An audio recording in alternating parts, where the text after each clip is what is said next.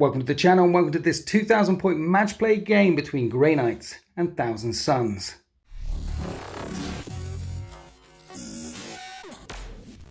So if you're watching this battle report on the day of release, the new Thousand Suns Codex and Grey Knight Codex are now available for pre-order from Games Workshop, and they graciously sent them through to me so we could play a game and show you guys just how this thing works. Now, I've done two reviews / overviews which will be coming out at the same time as this battle report. They're 20-30 minutes long, so you can check them out as well and find out what the main changes are inside these two codexes. In this battle report, we're going to take these rules out for a spin and see what they can do. So today, we're fighting in the ruins of their cities. Almost all of the buildings have been torn down except this building over here.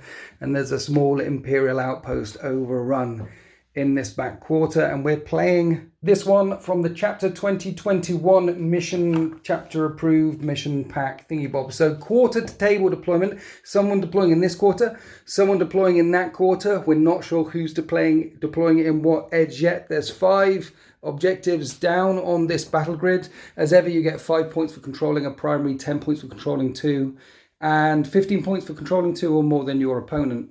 That's the primary scoring. We'll talk about the secondary objectives that we've both taken when it gets to deployment. It makes more sense talking about secondaries then. When you've got them out on the table, you can see what we're aiming for. A word on the Thousand Suns, however. They've got +1 to cast now, and they've got lots of sorcerers. If you like Space Wizards, pick up Codex Thousand Suns. It's easy for them to cast. They've got access to 18 basic spells as well as their Cabal that they can play with. So they've got more spells than you can shake a stick at. And they've got loads of ways to buff those spells or improve their casting with the new Kabbalistic rituals. Grey Knights these days get +1 to denying the witch. So Thousand Suns +1 to cast, Grey Knights +1 to deny the witch, and they're all psychers. And they ignore mortal wounds on a 5+. So all those smites coming out, or vehicle explosions, could potentially wound them, ignore them on a 5+. Plus Grey Knights have 5 warps, tides of the warp that they can pick from, and they can switch between them with a psychic spell as the battle goes on. But I'm going to be sticking with 1 all the way through, because I don't want the Thousand Suns blocking the chance of me switching it on when I want it switched on. The battle mat is from JW Gaming. If you go to JW Gaming, they sell lots of battle mats. If you happen to buy this battle mat, this is the Deployment Zone exclusive battle mat, and I get a little bit of money in kickback. It's a way to support me. It's the new minimum size battle mat. All this lovely scenery that you see in front of you, apart from the GW stuff, all this lovely scenery is from 4grampublishing.co.uk. And while I'm pimping other people's shizzle, I might as well pimp some of my shizzle. Our command point tokens and the objective markers that we use and all the dice that we use can be found on my website at www.deploymentzone.tv on the merchandise page. And if you'd like to support me, that's the best way to support me. Subscribe to deploymentzone.tv for more Winter's battle reports and podcasts and content from Play on Tabletop and Den of Imagination and Quipster, and I'm forgetting someone. Jim Vessel, Hobby Apocalypse, Salt and Plays, Say Hi Paul's got a battle report up on there now. It's a big community content hub. Anyway, that's enough of pimping the shizzle. Let's go and have a look at these armies. You're not an army. Hello. Yeah, I forgot. And introducing Stylus. Say hi, Stylus. Hi, Stylus. I love your t-shirt, by the way, Thank which you you can't pick up from the merchandise page. You get deploymentzone.tv merchandise, but you made that one yourself. It's an original. It's an original. You are. Improve the DZ logo, you see. So you've. What do you think of the new Thousand Suns Codex? I'm very excited. Yes. It's sunny outside. It's Christmas in here. I'm very, very happy about it. A born to the bone Thousand Suns player, never touched Space Walls or any other filthy armies like that. Absolutely. Only Thousand Suns to the core. I arrived here. I was given a large cup of tea and about an hour to digest all this. So I've got my list written. Let's go. So on a scale of 1 to 10, where do you think that is? The Codex. Well, I love it, but it is like the old Codex. Just throw it out. It's all new. So you've got a brand new army. You keep your old models, and you've got a whole new army to play with. In terms of its power, I have no idea. There are so many possible combinations and things you can do. You're going to need a long time and a few games to get your head around it. Yeah, it seems to me that they've given Thousand Suns players everything they wanted and a bit more. There's lots of tools in that toolbox there to make the Thousand Suns sing. Yes. It's very exciting. Right, this is 1995 points worth of Grey Knights, and what you do now, it's a single detachment, a single battalion, gives me 12 command points to play with, and what you do now is you pick a Brotherhood for your detachment. I've picked the Rapiers, and what the Rapiers do is, everything here is a Psyker and no Smite, and also the power from their Brotherhood, and the Rapier's psychic power is, I've forgotten the name already, but it adds 1 to the attack.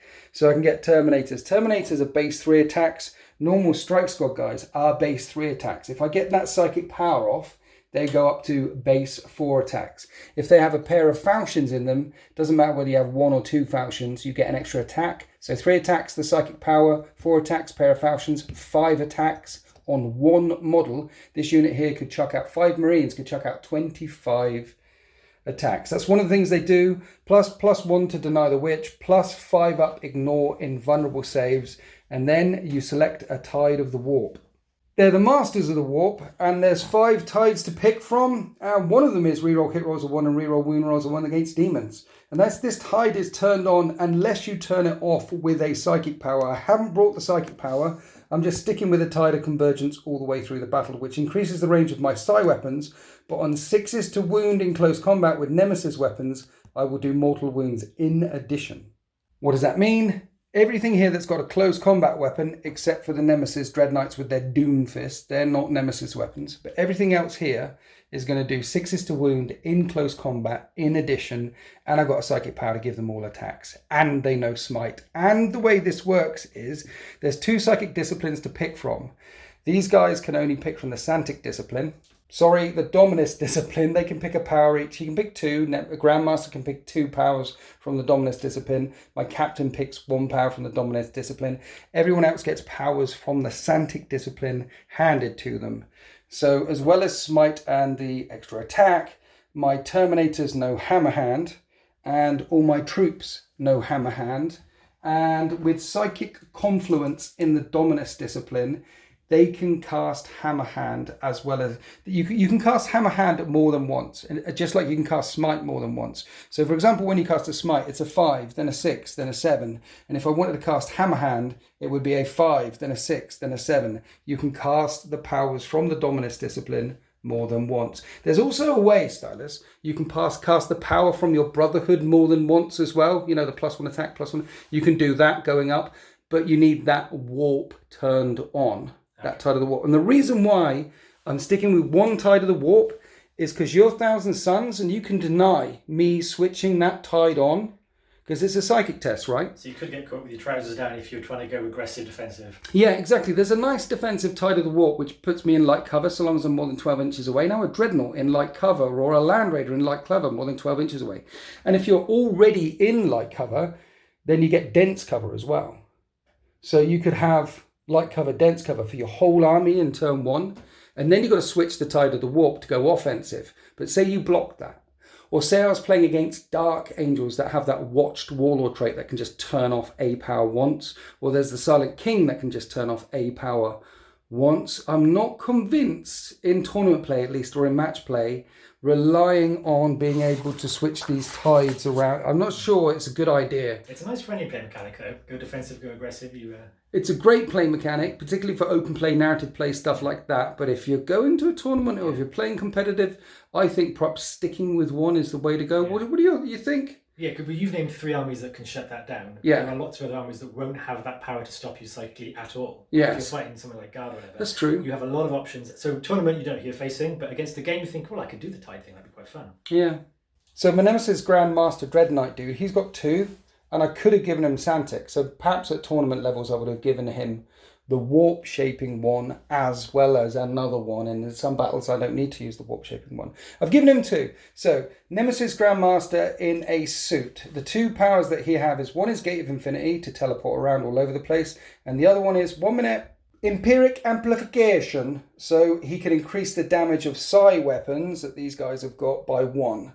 So he can gate around, he can increase their damage by 1, he can smite, or he can give himself 1 additional attack, but he can only cast 1 power. There is a stratagem now, it costs 1 CP, I think it's called Mental Focus, and then you can pick a Grey Knight Psyker unit and they can cast 1 more power than they normally could. So even though he knows 4, I could spend a strat so he could do an extra one. Now his relic is called the Sigil of Exigence, Once per battle, when he's selected as a target of a shooting attack, he can teleport out of there.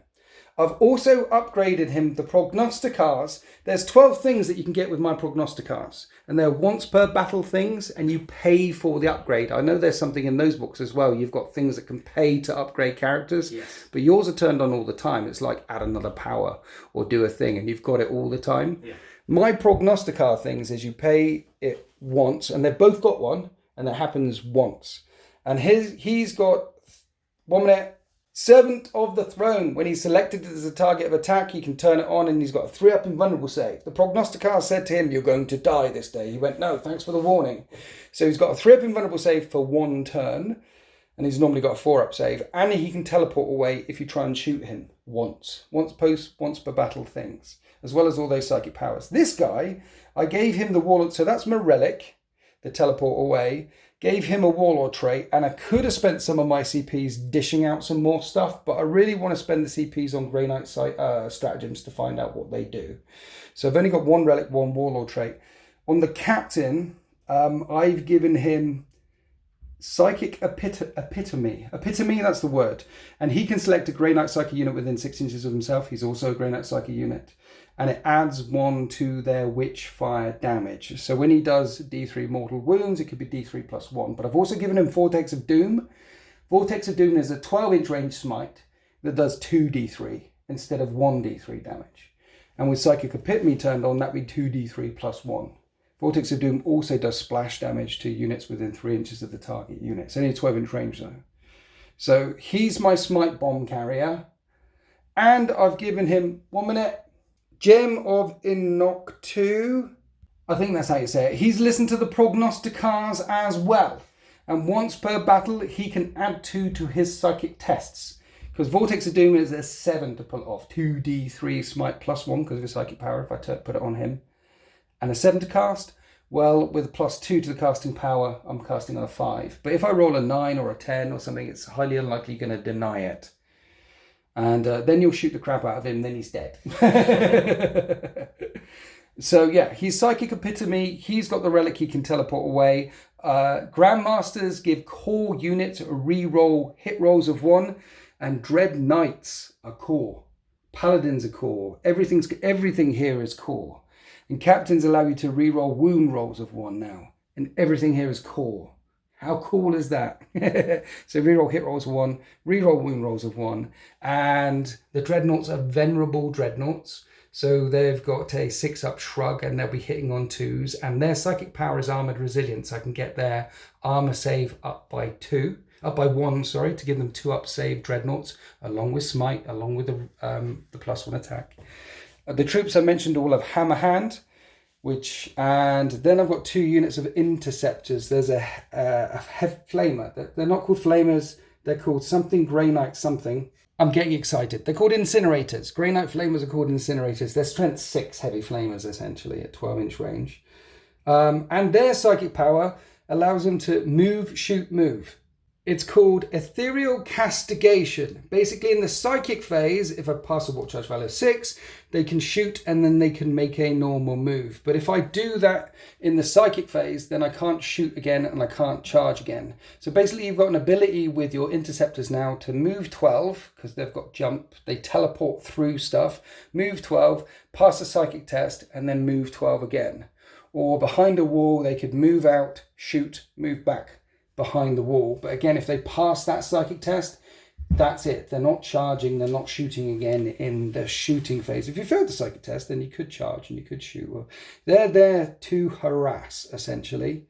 The Dread Knights I mentioned. So Hammerhand, Armored Resilience, Hammerhand, Ethereal Castigation. These guys have got powers from the Dominus discipline. That's how it works. I'm very excited. Right, this is 90. How many points? 1999. 1999. You beat me by 4 points. A single battalion of Thousand Suns plus 1 to cast. Yes. You've now got Kabbalistic Ritual, Yep. which is something that happens in the psychic phase. You get a number of points depending on how many sorcerers and other things that you've got, and you add up that's a point. That's basically a bucket load of points that you get to spend in the psychic phase. Leftover points are discarded, and then you do it again in the next phase, and then you do it again in the next phase. And the whole point of Kabbalistic Focus is to make you better at casting spells. Better at lots of things. I think best thing to do is we'll see in the first Kabbalistic phase exactly what it can do, because there's different units have different points. Yes. You add them all up, and then you work out what you're going to spend. You can't affect a unit more than once with one ritual, unless there's things you do with it. And so yeah, it's like more psychic powers you don't have to roll for, and you can't be denied. Oh yeah, you can't, yeah. And well, there's also a Kabbalistic power, for example, which is this power cannot be denied. That's a really good one. Worth pointing out as well while we're at it is the Zangors and the Rubikai and your Terminators all have objectives secured now. They are. Also, we should say on their +1 to cast is their first army-wide trait. Yeah. The other one is that Zangors and Rubik Marines get 5 up Invan. That's not a data sheet. That's so you've got to have a Battle Forged attachment to get the Invan save on your core units. Yeah. So 5 up Invan, +1 to cast. These are all troops. There was something else I wanted to mention. These are OBSEC. Yeah, those are OBSEC. That was it. You can't bring more Zangar units than you take Rubikai units now, but the floaty guys on discs don't have the Bray keyword, so they don't count. Basically, you can't load out with 5 units of Zangors and 1 unit of Rubikai. That's kind of the restrictions that we've seen in other codexes. And these are no longer core. They're no longer core. I just checked, yeah. Oh, interesting. And then the last thing you do, just like I pick a brotherhood to belong in, you pick a cult per detachment. If you had 2 detachments, you could pick 2 cults, for example. What cult am I facing today? So you're facing the Cult of Time. What does that do? It's everyone's favourite. So to quickly recap, what you could do is pick different detachments, but you have to pay points for that. And again, I want as many points to spend on stratagems. Yes. So I could have and probably would have divided up. But we're going Cult of Time here because it's a power that every Psyker knows. Right. So they all know an additional power. So it's like you all know Smite and an additional power like me. And then your regular power as well. You will know 2 and 1, etc. So you know all those plus your cult power. What's the cult power? The cult power is Time Flux. Right. I better check it because they've changed it slightly because it was horrible back then. These cults, by the way, are basically the same as the ones in Psychic Awakening. They've been tweaked and amended a bit, but you'll recognise them when they come in. So then they're quite consistent. So if you're familiar with the Psychic Awakening rules, you should be familiar with the cults. The names, and there's 2 or 3 have been altered, but basically you'll know what they are. And this one is called Time Flux. So a friendly Cult of Time infantry unit. Yes. So, which is going to be these, because Zangor can't be cult. Yeah. You pick one, and you're within 6 inches of the Psyker. So these are all Psykers, and of course there's a Psyker that commands each unit. Yeah, but your Sergeant equivalents are Psykers. Indeed. Aspiring Sorcerers. Then on a warp charge of a 6, which is rolling in 5 because you've got a +1 to cast anyway, you can return 1 destroyed model to the battlefield with all its wounds remaining. So it's a 6 out of 5 for you. So on a 5 up, you get a Terminator back. 40 point Terminator. And on a 5 up, you get one of these back. And on a 5 up, you get one of those back. So, and you're basically going to do it every turn unless you go first. So you're guaranteeing 100 points back in. Just putting them back in. Nice. I like it. Right, that's the concrete that sticks the army together. Let's take a look at the bricks. Talk us through what you've got here. Stylus. Okay, we'll begin with my warlord. Yes. This is Montu Atash. Hi, Montu. He is an exalted sorcerer on the disc. I've tried to pick exalted sorcerers because you get more Cabal points and they're better than regular sorcerers. And so I'm maxing out. So the first change is there's a new type of weapon in the army called a Prosperine Kopesh, which is basically an upgraded power sword. So it's that, it does 2 damage. So he has it and the sorcerers, so the Terminators have it too. So they used to have power swords, now they have damage 2 weapons. Okay. So he doesn't just have a better hit stick, he has his Force Stave, which is represented by the ordinary sword, and the Kopesh, so he can pick and choose what he wants to hit with. Right. But the paradigm change, for 15 points, he has 1 extra wound and 1 extra attack. Oh. And he's on the disc. You basically made a smash sorcerer. A smash sorcerer, we'll get a slash sorcerer. Okay. And he, being an exalted sorcerer, core units will reroll 1s around him as well because that was his original power. Okay. How many powers does he know? 2? He knows the Cult of Time one, and he knows Smite, so that's a given. Yeah. He also knows Twist of Fate and Swelled by the Warp. Twist of Fate is what was known as Death Hex. I pick a unit within 12 inches. And until the start of my next psychic phase, that model does not have invulnerable saves. Turn off invulnerable saves? Turn off invulnerable saves. Warp charge value of 8, though. Warp charge value of 8, again, 7 effectively. Because you're 1,000 Suns. Yeah, and I'm so glad this is in because switching off invulnerable saves is a big thing for Chaos armies generally. with what we face, so that's survived. And the other one was swelled by the warp. I think it was used to be called demonic power. Until the next psychic phase, I pick a 1 friendly model. He'll probably pick himself. +2 strength and +1 attack. Really? So Okay. beefing himself up. So there's a proper Smash Captain that's given re-rolls, and I like it. Yes. All right then. What else we got? What else we got? We got the other Exalted Sorcerer. Okay, 2 Exalted Sorcerers. Oh yes, Scynthius Euchera. So that's 6 points from the Kabbalistic focus there, 3 and 3. Oh yes. Okay.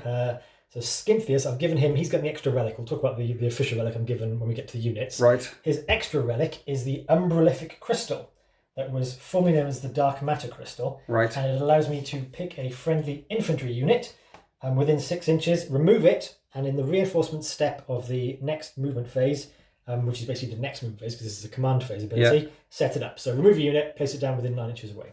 So it's a movement one. So 1 minute. If you do it in the command phase, then that happens in that movement phase. Yes, the command phase you pick them up, and then end of the movement phase in the reinforcement steps of the deep strike. You put them down. You put them down. So okay. So repetition power. Yes. I like it. Yeah. And his spells are temporal manipulation, which again carried over. It's a healing spell. 1,000 Suns model within 12 inches gets D3 wounds back. 1 minute. So they all know the spell, which is, hey, let's put a model back in. Yes. And he's got a spell which is heal D3 as well. Yes. Oh, okay. So you've got ways of... I like it. So they should have gone for the head stratagem. It's like it'll wind back time. And his other power is Presage, which is like the former Prescience power, but better.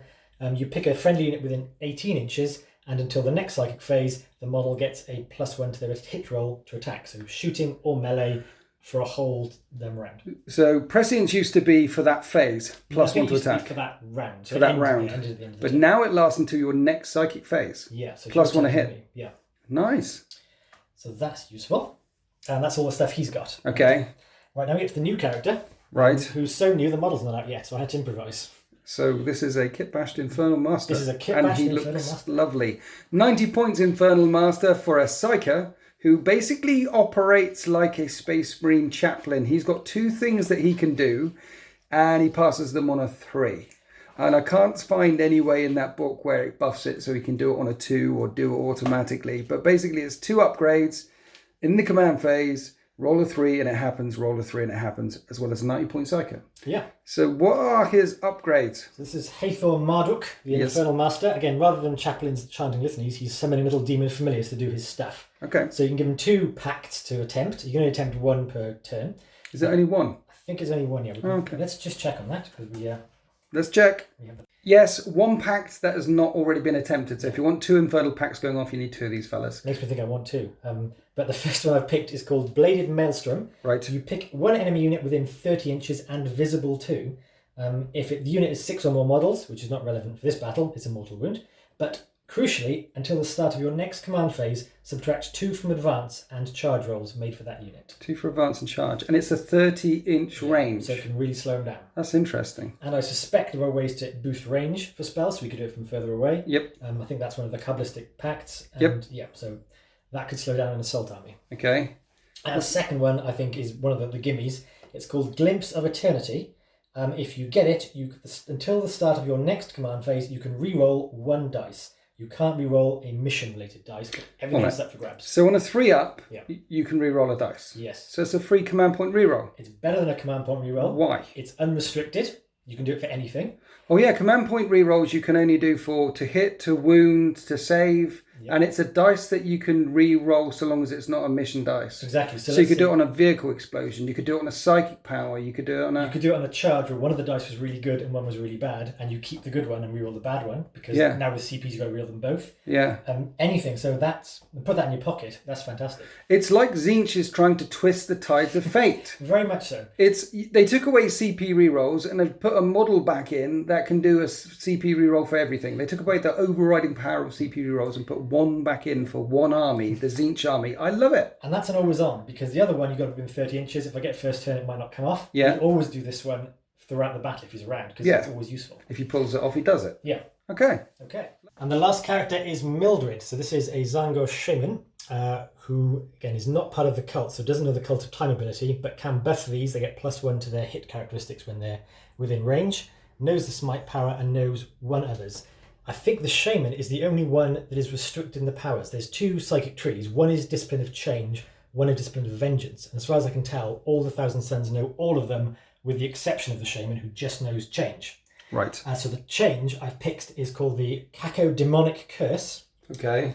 With an enemy unit within 18 inches, if you cast this off, you there subtract 1 from the strength characteristic of their ranged weapons. Okay. So Stormbolt has suddenly become strength 3, and I've got a lot of Stormbolters. That could be very useful. Quite nice Seeing as you're all defensive. toughness 4, Zangor's a toughness 4. Yeah.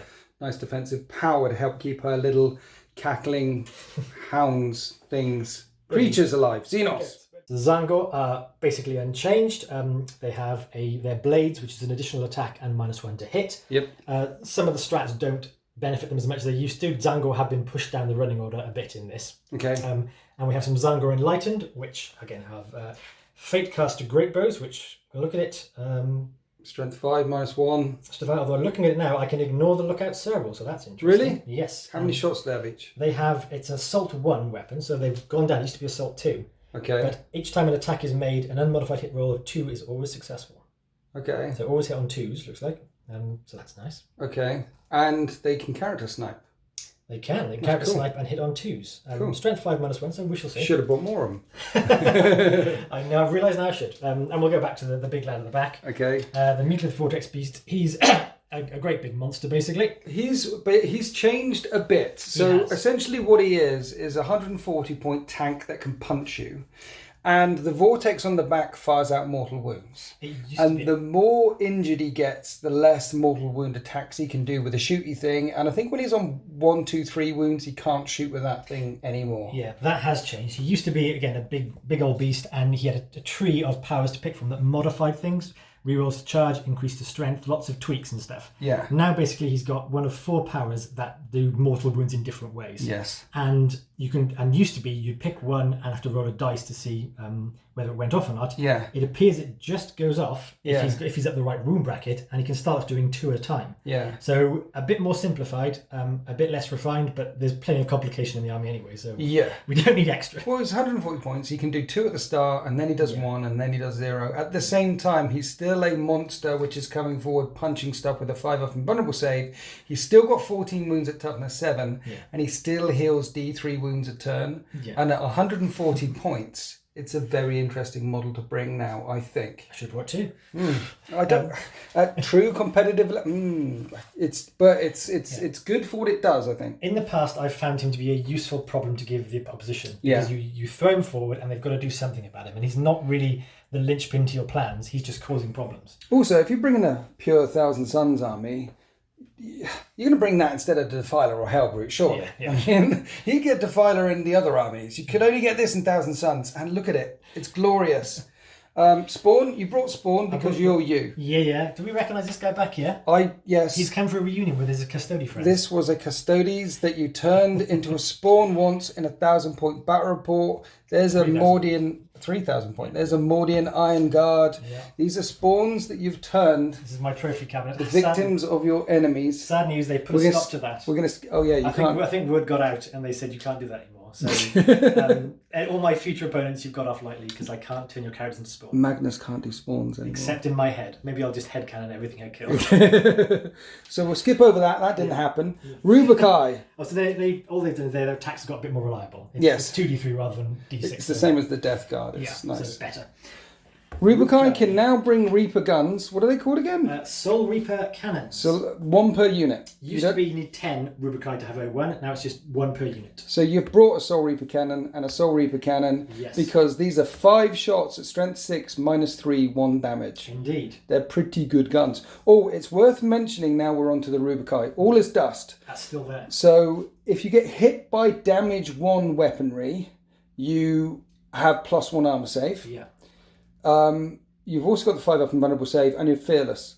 You don't have to take morale. Yeah, so that's not the All is Dust. The All is Dust is the damage 1 increase armor. So when you're shooting with Stormbolters, I've got a 2-up save. 2-up save. The other part of All is Dust is I don't get any penalty for shooting heavy weapons. Oh yeah, so you that can was move heavy your Soul weapons. Reaper cannon. The Soul Reaper cannons Your missile racks back here. Yep. No penalty for shooting heavy weapons. Yeah, and then I skipped to the immune to morale. That seems pretty big to me. Arcane automata. Well, they should be immune to morale. If anyone is not going to get scared, it's going to be things that are unalive. Are made of dust. Are made of dust. Yeah. I'm sure the Necrons have something to say about that, but well, the Necrons are a bit more tactical, aren't they? Yeah, So they that's the thing. Necrons leadership 10, and they can see when you fail a morale test and you're a Necron. I don't really see it as failing morale. I see it as protocols kicking in place and they go back. Yeah? But these guys, I mean, in the books, there was a time where, like in Talon of Horus and stuff, when the guy says, "Guard that ship," and he knows that he could come back in 1,000 years and they'll still be guarding the ship without moving. Yeah, I'm sure the Iron Man trilogy, he tells a Rubicon to stand there, and then 3 books later he comes to the door and goes, "Oh, you're here, come with me." Because he just stayed there. So that's their special rules. Every time a morale test is taken, it is automatically passed. Nice. So big unit of 10 Terminators, you don't care because you're not going to have to bother. Right. They've got the Soul Reaper cannon and Inferno bolt guns, which are regular bolt guns but -2 to AP. So that's minus 2 AP on your bolt guns. Malicious volleys is still a thing as well. If you stand still, you're firing twice. Terminators firing twice anyway because they're Terminators. Indeed. And then there's Sorcerers, which are the Sergeant equivalent in every single. So you can cast a spell here, cast a spell here, cast a spell here, cast a spell there. These ones can take Icons of Flame. Right. You only see one because they used to be rubbish, but I'm going to dig them out of my bits box and add them here because Icons of Flames are good. So if you put Icons of Flame in all the units now? Yeah, you can't see them. They're hidden somewhere. It's like invisible flame, but anyone who can take one, 1, 2, 3, all have an Icon of Flame. What does Icon of Flame do? It gives you an additional Cabal point. So okay. Coming out my ears. So 3, 6, 7, 8, 9, 10, 11, 12 Cabal points, 13 command points, and then the Icon of Flame. 13, 14, 15, 16. You've got 16 Cabal points to play with to tweak the psychic phase. Yeah, that's quite a lot. Yeah, it's pretty good. I think it's interesting. Death Guard get tougher as the game goes on because the contagions spread out. Thousand Suns have more Cabal points at the beginning before they start losing Psychers. Yeah, this is, again, it's quite good that it's on the units too, but I mean, it always used to hang on the characters, Thousand Suns armies, and it does, I think, even more so now because you lose them, you're losing spells and Cabal points and possibly Infernal Pacts and everything. Right. So what you're saying is you really don't want to face an army with a bunch of snipers. I really don't know. Okay. I'm making a mental note for the next time I fight Thousand Suns. 4 Vindicate. And they've got 2 powers. One has Zinch's Firestorm, which is roll 9 dice, and on 5 episodes it does 6 up as mortal wounds unless I roll high. I roll a natural 9 up to cast, then it's mortal wounds on a 5 up. Okay. So quite it's a targeted smite. Yes. And the other one is a new one. So this one is Psychic Stalk. It's one of the new ones in Discipline of Vengeance. Hard to pull off, but potentially nasty. Warp charge of 5. Select one enemy unit that's not vehicle, monster, or character. Yes. Beat the leadership on 2d6. Yes. And then one model dies. My leadership in Grey Knights is basically 8. Yeah. So if you get a 9+, a model dies. Yeah. And I like so that could be an Outrider ATV. That could be... Is ATV a vehicle? Yeah. So it's no, it's not a vehicle. Oh, so that ATV, yeah, pop, get rid of that. Could get an attack bike, could get Tau battle suits, they're not vehicles. So some of the... Is it only vehicles and monsters? Vehicles, monsters, and characters. Okay. So you can just delete very expensive units for the leadership. So you've got to get higher than the leadership on 2 dice, which is unlikely, but if you do manage to get it off, dead model. It's unlikely, but there is a cult that allows you to decrease leadership with its spell. There, of course, you'll have your extra roll dice, so you might be able to tweak that roll to well for just removing it. And the great thing about this is it's not mortal wounds, and you can shrug mortal wounds. This is just it gets taken out. Yeah. So that's nice. So hard to pull off, but if it happens, that'll be fun. Nice. And then we go to the big unit. Yes. Now this is very expensive. There's 10 of them, and 5 of them have warp flamers. 5 have warp flamers. Those are AP -2 flamers, right? They're AP -2 because your bolt guns are AP -2, your flamers are AP -2, and there's that stratagem, so it's +1 to wound. There is, but I may not need that because this spell is called the Pyrrhic Flux, which again within 12 inches add 1 to the strength characteristics of warp flamers, warp flame pistols, and heavy warp flamers they're equipped with. So 1 minute, how many flamers are in there? 5. And if you pull that spell off, that strength 5 AP -2 flamers. 5d6 strength 5 auto hits at -2. Okay, so they're going to die. And then Scarab Cult Terminators, who have objectives secured. They do, yes. So all the good stuff with them. I've Two got missile racks. two missile racks. Another Reaper cannon in there, I can Reaper see. cannons. 2 Reaper cannons, 2 missile racks. Everyone else has got infernal combi bolters. 40 points basic now. Yeah, and probably fairly pointed given what they can do. Well, 3 wounds, 5 and 1, fearless. All is dust. All is dust. Yeah, objective secured. Objective secured, AP minus 2 bolters. Some nice. One of the things with the bolters is they took away the really dirty strat where they could fire again. Now that's just it used to be 2 command points, everything could fire again. Can't do that. You pay 1 command point and you get an extra shot with your combi bolters. Strat, 1 CP, extra shot. Yeah, so combi bolters 4 become 5, so which is nice and more reasonable. But No. An extra shot with your combi bolters does that go from rapid fire 2 to rapid fire 3 and therefore 6 shots? No, it just says you get an extra one extra shot, and that's not just with them. They could their rapid fires 2. They would get an extra shot too. So if they fired twice, it would become 3. Right. So just extra pips. There was also a Soul Reaper strat that won't come in because it targets hordes. But if you do see a lot of hordes, have a couple of Soul Reaper cannons in your team. What's the psychic power on your aspiring dude? Well, the one that's going to get used a lot is the Time Flux, because I'm going to keep bringing Terminators back. And I gave him the Glamour of Zeech, which is -1 to hit. Right. So if I'm ever not bringing people back, I can make them harder to kill in the first place. Okay, and I see you spent a relic. I've spent a relic and I've spent some points. So the points I spent, because you can spend points on aspiring sorcerers as well as regular ones. So you've upgraded a dude here, and you've spent 10 points upgrading this guy A to... Battle Psyker. He's a battle psychic. This is really good. Awesome. Because one of the things that has always been odd to me is that these sorcerers only have 3 attacks, same as the rest of the group. They're the one of the few sergeants that don't get extra attacks. Yeah. But you make them a Battle Psyker. Yes. Which I'm just checking I can do. Yes, I can. Aspiring sorcerer? No, I can't do it. Oh. Okay, so double checking, triple checking things. You can't make him a battle psyker. That's for HQs essentially. So lesser HQs, sorcerers and Terminator sorcerers. But what you can do is spend those points on something else, which Stylus has just done, which is... Protege. He knows an additional psychic power. Okay, he's a protege now. So after me saying he's only going to cast 1 spell, he now has like 4. So, so we've given him temporal manipulation, which was the healing one we talked about. So he could theoretically bring 1 back and then spend a CP to cast another one and heal 1 up who's down. So it's a healing kind of thing. He's a very nice guy. Okay. So we got out of that one. And you have spent a relic to give this guy a better hitty stick. Yes, this is not quite as good a hitty stick as we thought it was when we thought he had 5 attacks, but it is called the let me get to it. So the CP I spent is Aspiring Magister. Right. Which allows me to put a relic on basically a champion. Okay. So this was the paid for relic. This is my free relic. Okay. And the CP allows me to put it onto a champion. Right. As we're so far. And the relic I gave him is called the Stave Abominus. So it's a force stave, but instead of being D3 damage, it's only 1 damage. It does give me +3 strength, -1 AP, and every time I make an attack, I make 2 hit rolls instead of 1. So it doubles your attacks. We did think it was with 5 attacks that was nasty. Yeah. He's even got 6 attacks, that's still pretty good. Yeah. So 6 attacks, strength 7 minus? -1. -1 damage. Okay, so he's got a lot of attacks. He's a nugget in there that can hit. A bit more of a horde killer than of course, he can always a bit more of a horde killer than a elite killer, but we'll see. We gave it to him to try it out. Okay, so that's the 1,000 Suns. Plus 2 runners with combi melters. 2 runners, combi melters. Combi melters. You paid for the combi melters. Paid for the combi melters. Okay. So there's lots of tools in the toolbox, lots of different things to remember. But essentially what we've got here is a pretty stripped down 1,000 Suns thing. There's Rubikai and there's troops running around with some support. There's lots of spells to remember and buffs to remember, but that's what it always was like with 1,000 Suns. The best generals can make the right things happen at the right time for their army, or the most, not necessarily the best, but the most experienced. Once you've got a lot of experience with 1,000 Suns, making the right things go off when you want them to go off are those moments that can change the game. And that's why I like fighting against you, because there's a number of occasions when you've done that to me, like I think it's going this way and I think it's going that way, but then Zinch all of a sudden changes a few things. It's like, oh dear, there goes that flank. Yeah. And that's what makes playing 1,000 Suns a glorious codex to play with. Not necessarily a new person's army, but definitely someone who likes a bit of tactics and intrigue. Let's go on to deployment.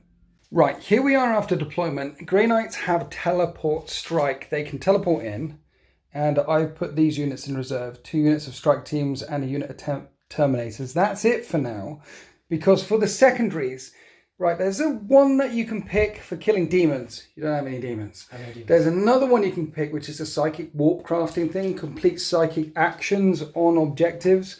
And I don't want to pick that one because you could deny me them. If you're in denial range, you can deny psychic actions. So the one I picked is the good old Space Marine one, Oath of Moment. Basically, I want to get within 6 inches of the center of the table, not fail morale or fall back, and kill vehicles or monsters or characters as well. So Oath of Moment is a good one with the type of list I've got, essentially, because I'm going to be pushing forward with the Dread Knights, pushing forward with some Terminators, pushing forward with my Grey Knight Grandmaster there. There's the Captain, who's the Smite battery, the Vortex of Doom battery. I'm going that way anyway. I've got a 24-inch range army. You've got a 24-inch range army. It's going to get messy. So I picked Oath of Moment. I've also picked Retrieve Octarius Data and Engage on all fronts. Retrieve Octarius Data is if I do an action in 2 table quarters, I get 4 points. In 3 table quarters, it's 8 points. And in all 4 table quarters, it's 12 points. You've picked Retrieve Octarius Data as well. Yes. And you've picked Engage as well. Because I've got an army that can get around the board as well. So yeah. That seems a good thing to do. So Engage is about spreading out and getting into table quarters. Retrieving Octarius Data is about spreading out and doing actions in table quarters. And I've got a unit of Interceptors here that can move, cast a psychic power, shoot, and then move again. And the same with this squad here. They can move, cast a psychic power, and shoot again. But because it's this quarter deployment, I can get on that objective anyway, and then get countercharged by a Mutilative Vortex Beast, which doesn't sound very... Anyway, we both want to spread out and get table quarters. I've trailed 1 unit back here because you spent 3 CP to put 2 units of Thousand Suns inventory in the webway. Webway infiltration, yes. So they deploy more than 9 inches away from an enemy unit, and you put both of your Zangar units on foot in the webway. Yes. But you chose not to put your Terminators in Deep Strike because they can. Instead, you've deployed them front and centre. What you thinking here, Stylus? Thinking with the Zangar is there's just no safe place for them to be on the battlefield. You've got lots of Stormbolters. They've got a 5-up inbound, but that's it. They've got toughness 4. I think you will shred a unit a turn if you want to.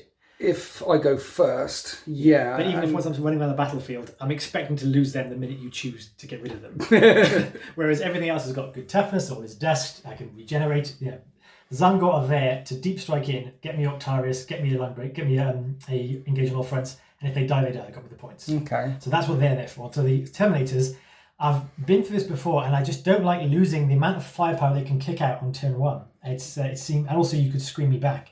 So, I've got the time flex, I've got ways of healing them up. I'm happy for you to shoot that if you want to, because I can bring it back. So let me put that as a tempting note. And buffed by the 4 characters and screened by the spawn. Yeah. Okay. That's the hard kernel. This one, I've got the big unit of Rubicari with Warp Flamers. So 10 unit. Big 10 unit, yeah, so they can zip off. Here, I've got the 2 infantry units. I think one of them will have to disembark to do the Octarius, but they're both in there to start with. Again, zipping around to threaten that flank. Okay. These guys, again, these are my own little screen to push out deep strike. They're zippy enough that they can get anywhere afterwards. And again, they're pretty vulnerable to small arms fire, so I'd rather use them to screen and grab rather. They've got 2 wounds. They got 2 wounds. And a 5-1, but you're right. I've got 3 deep striking units as well for getting back here, right? So I've got to watch that too. Yeah. And then you're going for the centre. You go for it. I'm happy to meet you in there. I think I've got enough stuff that can threaten you too. So we shall see. Bring it on. The 3rd chapter. So engaging and retrieving, just like me. Engaging and retrieving. And your 3rd secondary is. 3rd one is there's special ones for Thousand Suns. We actually get 4 of them. Yes. And there is one that's an auto include, I think, for Thousand Suns for every army except for Grey Knights. Why is it an auto include for every army except for Grey Knights? Wrath of Magnus. Yes. And you get 3 victory points at the end of each battle round if more enemy models than friendly models, not units, were destroyed as a result of psychic powers. So in your psychic phase, if you kill 3 or 4 models... If you see a unit of guardsmen or termagants and you smite them a couple of times, yeah, and you've killed like 5 of them, yeah, is one Imperial Psychic going to do that much damage to you? No. Again and again, that's a max out. And you've got lots of smite opportunities. So essentially, if you kill more models in the psychic phase, 3 points each psychic phase. And if you're facing custodies who are harder to kill with psychic points, they don't have psychers. You kill 1 and you've got it. 1 and you've got that 3 point thing. Auto include. However, Grey Knight can also outsmite you. Yes. So and if you took that as a secondary and you killed 3 of mine, then I would be like, right, you're going to get 3 points unless I kill 4. Well, it's more unless I kill 3 of yours, and I could stop you and shut you getting down that psychic thing. So the auto include for Thousand Suns you haven't taken. No. Although interesting though, it says more enemy models were destroyed, so not by enemy action. So given the way I roll, I could blow up my own head from the perils, and that would count as destroying the psychic action. Okay. So not taking that one. Taking not a bad one. It's called Warpcraft. It's Mutate Landscape in the Warpcraft section. Mutate Landscape. Mutate Landscape. So I've got to have a psychic unit. It doesn't have to be infantry. It's a psychic unit. I've got lots of them. Performs an action in the psychic phase. Right. It's a psychic action, so it's slightly different from a regular action. I can still shoot and charge afterwards. Yeah, if you could. Units that perform actions like retrieving Octarius data, that's all they can do. They can't they can't shoot, they can't charge, but psychic actions you do in the psychic phase, and it still allows you to shoot and charge. Yeah. So basically, you've got to corrupt an objective, different around the whole battlefield. Mutate them. Mutate them. So if I cast on a warp charge of 4, 3 points for each one I mutate. 3, 6, 9, 12, 15, the potential 15 points there. Which again helps me. I'm supposed to get around the battlefield and do that too. Okay. And the charge goes up 1 each time I successfully do it. Okay. So, so that's a 4, then it'll be a 5, then it'll be a 6. So the warp charge makes it harder to cast. Yeah. But then there's some good points there to be had. Okay, but you got +1 to cast anyway. So you're trying to spread around the board, get Octarius data and engage and mutate these things. Yes. I'm trying to spread around the board to retrieve Octarius data and engage you and also take the center. And you've got deep striking stuff and I've got deep striking stuff. You've got psychers, I've got psychers.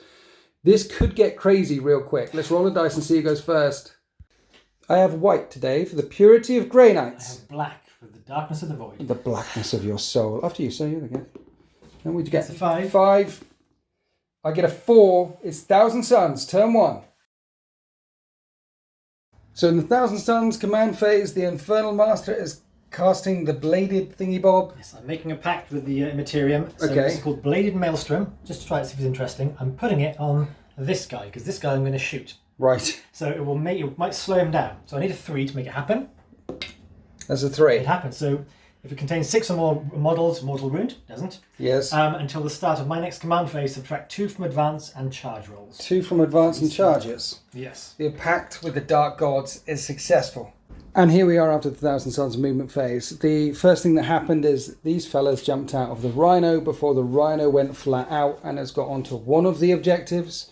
And then round here, the Mutalific Vortex Beast, whose base movement is 10, advanced over onto this objective. Now his gun, his psychic thing, the vortex, it's not heavy, it's not assault, it's just the power that he has. So even though he advanced, he can shoot down into that unit of interceptors there. That's a shooting phase action. It's a shooting phase action, yeah. So you're on 3 objectives. You're engaging on 3 fronts for 2 points as well. Yeah. These guys did a handbrake turn. There's a unit of 10 protecting your right flank. And the guys that got outside of the Rhino are retrieving Octarius data in this table quarter here. Yes. So you've done your first data, you're engaging, they're staying back with the screen. And then in the middle, there was some shuffling around. You've decided to screen with the spawn. So after I come piling in next turn, the smite should hit the spawn screen. And then if I charge the spawn screen, I'm going to get countercharged by a bunch of Terminators, which is very, very nasty. So positioning for turn 2, positioning for a counterpunch. We're now into the psychic phase. Where are we starting, sir? Well, you asked me, am I ready for the psychic phase? Yeah. And I said yes. Yes. I'm in no way ready for my psychic phase. Okay. Because I've got to do all the Cabal points. Cabal points. Caballing. So you're starting off with what now? Pact from Beyond. Pact from Beyond. For 7 Cabal points. Yes. When attempting to manifest psychic power, don't make the test. It's past its minimum value. Right. I put it on the Infernal Master. Yeah. He's got Weaver of Fates. He's in range. He doesn't need line of sight. He's in range of the Rhino over there. Yeah. I'm giving it a 4-up invulnerable save. It's done. You can't deny me because I'm out of range. It just happened. Oh. Next up, this chap is going to cast Presage on the Scarab Occult. This would be +1 to their hit roll. Okay. There's a warp charge of 7. Okay.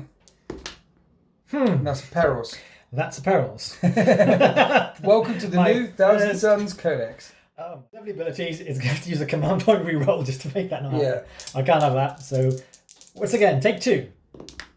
Okay, that's gone off That passes. with an 8. And it's this guy. It's this The guy only one here. in denial range is him, so I can't deny that. So they've got +1 to hit with presses, which lasts until your next psychic phase. Yes. Other powers are they're going to put Glamour of Zeech on themselves. -1 to hit. -1 to hit. This Okay. needs a 6. 6. That does pass. So yeah, I'll try and deny that with my thing. But because no. I have 8 Carbal points left. Yes. For 8 Carbal points, I can buy Carbalistic Focus. Right. After a psychic test has been passed, Yes. do this, it cannot be denied. Cut wire.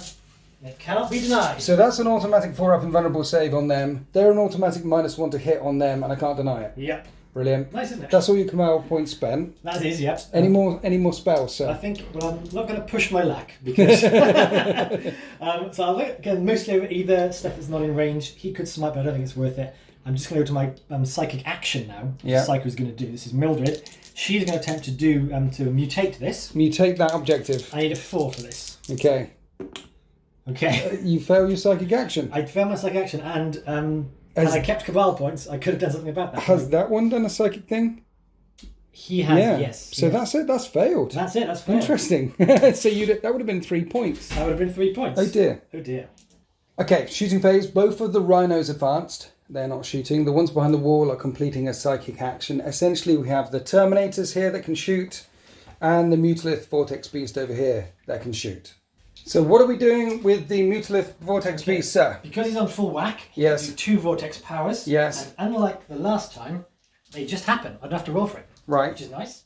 Just pick. You can just pick. Select. Wonderful. Right. Beam of Unreality. Yes. Pick an enemy unit with a wounds characteristic of 10 or more. Right. I'm picking this guy with the sword here. Are you selecting this guy in the psychic phase? Yes, in the shooting phase. In the shooting phase. Shooting phase. I'm going to activate his thing. Okay, you activate his thing. I'm going to activate his thing.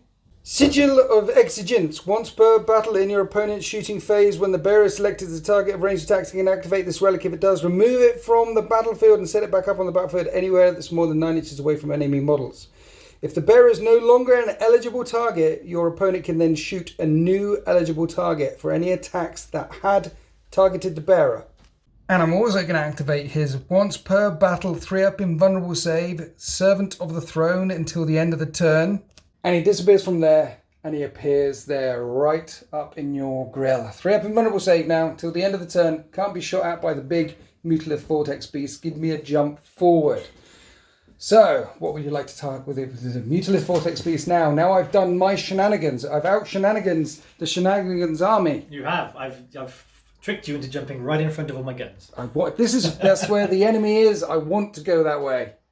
So instead the Mutalith Vortex Beast is going to do the same thing, but on the other Dread Knight, you need a what now? A 3-up. Okay. Things happen. That's not a 3-up, that's a 1. To be left away for nothing. Right. Right, the next one is... I could do Turbulent Discharge. This sounds so much fun. Turbulent Discharge. Turbulent Discharge. Sounds painful. It does, but let's do that. I had one of them this morning. That's closest enemy unit, which is them. Yes. Within 18 invisible, which is true. Yes. On a D6, again, things will happen on a 2 or more. 2 or more. Things will happen. So that was a 4, which means you'll suffer D3 mortal wounds. D3. For 1. Grey Knights ignore mortal wounds on a 5. I don't ignore it, I take a wound. There we go. From there, we come round to my Nemesis Dread Knight Grandmaster. I may have been foolish putting him there, because this unit is hitting on 2s, re-rolling 1s, and you're about to light him up.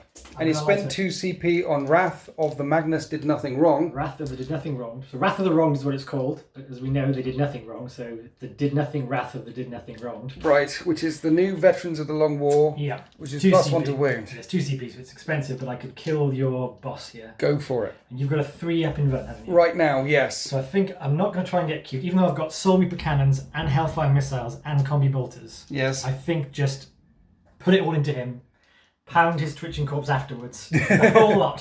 So there's 8 combi bolters, 2 Soul Reaper cannons, 2 Hellfire missile racks. Sounds like a lot of firepower. Yeah, so these are the combi bolters. Were you surprised that I put him right in harm's way? I was slightly surprised as well, to be honest. I fleshed you out, you see there. Let's try and hit him. 2s, reroll the 1s. This is just the combi bolters with the reroll all but 1 hit. Strength 4, toughness 6 would be 5s, but 4s because of they did not do anything That's wrong. really, really not good. It's AP -2. Yeah. 12. 3 up and vulnerable saves to make. Ooh, he takes 6 damage. He's down to 7 wounds remaining. They start with 13. So Reaper cannons, they've gone up from heavy 4 to heavy 5. So Right. 10 shots. Okay. Hitting on 2s, rerolling 1s. Okay. Reroll on 3s. 3's to wound. They are -3. So Are that they? is 5 to make -3. 5 more 3 ups. Maybe I can make some 3 up and vulnerable saves this time. I fell another 2. It's on 5 wounds left. Okay. Damn it. You got some missile racks as well, right? Hellfire missile racks. Heavy 2, and I got 2 of them. Right. So again, hitting on 2s, rerolling 1s. And it's wounding their strength 8, so I'll be wounding you on 2s. Yes. 3 come in, and they're also -2, but D3 damage. D3 damage. Yes. 5 wounds left. 3 up and vulnerable saves. Here we go. D3. Do I come out? Yeah, I come out with that. No, it doesn't help me. D3 is the big 2. He's on 3 wounds remaining. Is that everything they can kick out? That's their lot. Phew. Is that the end of your shooting phase now? That's all I've got that can shoot yet. Brilliant. Okay, he's still alive. He's fine. Would you like to try and charge with the spawn? I think for 2 wounds left, it's worth a cheeky charge Really? with the spawn. Overwatch. I've got a flamer, which is 2d6 auto hitting Oh. for Snake Eyes. Damn it. It's strength 6. I wound twice though. Are they toughness 5 or 6? They're toughness 5. I think. Okay, AP -1, 1 damage. Okay. What? AP -1, so 6 ups. Nope. Was there 2 there? That was 2 there, yeah. Another one. No, 2 wounds taken. 2 wounds, and then the heavy side cannon hits on 6s. I get 2 hits. Oh. It's strength 8. A wound on 3s. AP -2, 2 damage. That will kill the spawn. It kills the spawn. Kills the spawn. That was worth it for the Overwatch. Now a 10-inch charge. Oh, it's 9 inches because you're 9 inches away. So Oh, okay. Right. Okay. Now a 9-inch charge. Ooh. They're angry. They're in there. Okay, Spawn versus Grandmaster in Nemesis Dread Knight Thingy Bob. You found another strat. I have called Fated Mutation. Yes. When selecting a unit of Chaos Spawn to fight, Yes. instead of rolling for their random ability, I pick it, and when rolling to determine the number of attacks, I can add 1 to the result. Okay. So +1 attacks, and you get to pick one of these. Toxic Hemorrhage. Reroll wounds. Yeah, normally you'd randomize it. I get to pick, so I reroll wounds because they're strength 5 and your That's toughness a point for you. 6. Random number of attacks, random stuff what they do when they attack. Yes. But this stratagem helps balance out all those randomness. So 16 attacks hitting on 4s. So hitting on 4s, wounding on 5s, rerolling the fails. Re-rolling. Rerolling, so that was another 2 that got through. Okay, so AP you have -2, 2 AP damage. -2, 2 damage. So you're gonna save 6, 3 up in vulnerable saves because it lasts till the end of the turn. He's got 3 wounds left. These do 2 damage. Good luck. He's alive on 1 wound left. Ooh. So my Grandmaster in Dread Knight suit has 1 wound remaining. That's 4 attacks. But with his sword, he can do the sweep thing. So it's 8 attacks. Okay. Hitting on 2s. And this is strength user, so strength 6, toughness 5. That's fine. Wounding on 3s. And these are AP -2, No 2 save. damage each. No save, so that's 2 spawn kills. 2 spawn killed, 2 spawn killed, and then 2 mortal wounds in addition. Okay. Because of the tide of the thingy bob. Because of the tide, so he's 1 spawn on 2 wounds left. It's called Tide of Convergence. My Warlord stands firm on only 1 wound remaining, and that's the end of Thousand Suns. Turn 1. They're engaging in 3 table quarters. You've got to be more than 6 inches away from the centre to get all 4. But you're on 3 table quarters. That's 2 points. And you're spreading out. You failed that one down here, but you are retrieving Octarius data over here. So it's 2 points to 0. You've taken an incredible amount of ball control, which will give the Grey Knights something to think about. Now, Ruins, well, they're breachable to infantry. But Dread Knights are not infantry. They're vehicles. They have to go straight down or around. And you've blocked my forward progress with a spawn. So let's find out what the Grey Knights do in turn 1. Okay, before we go any further, Stylus, Hello. I made a mistake. You made a mistake. So I'm so used to picking Oath of Moment for Space Marines ones, and then just occurred to me while we're double checking, triple checking all the rules, Grey Knights can't pick Oath of Moments because they have their own unique codex. It's Adeptus Astartes units that can pick Oath of Moments, so also Space Wolves and Blood Angels and Death Watch and all the other Astartes can, Yeah. but we're not Adeptus Astartes, we're Sanctic Astartes. Okay. Oath of Moment is all about taking the centre of the battle grid. You get 2 points if you've got a unit within 6 inches of it. Yeah. So and also an extra point for killing characters or not failing around. So what we've decided to do is I'll pick the mission-specific one instead, which is called Direct Assault. Changes nothing. And Direct Assault is basically I'll get 3 points if I control the centre objective at the end of my turn. Yes. I'll get 5 points if I control yours as well, by the way, but that isn't going to happen.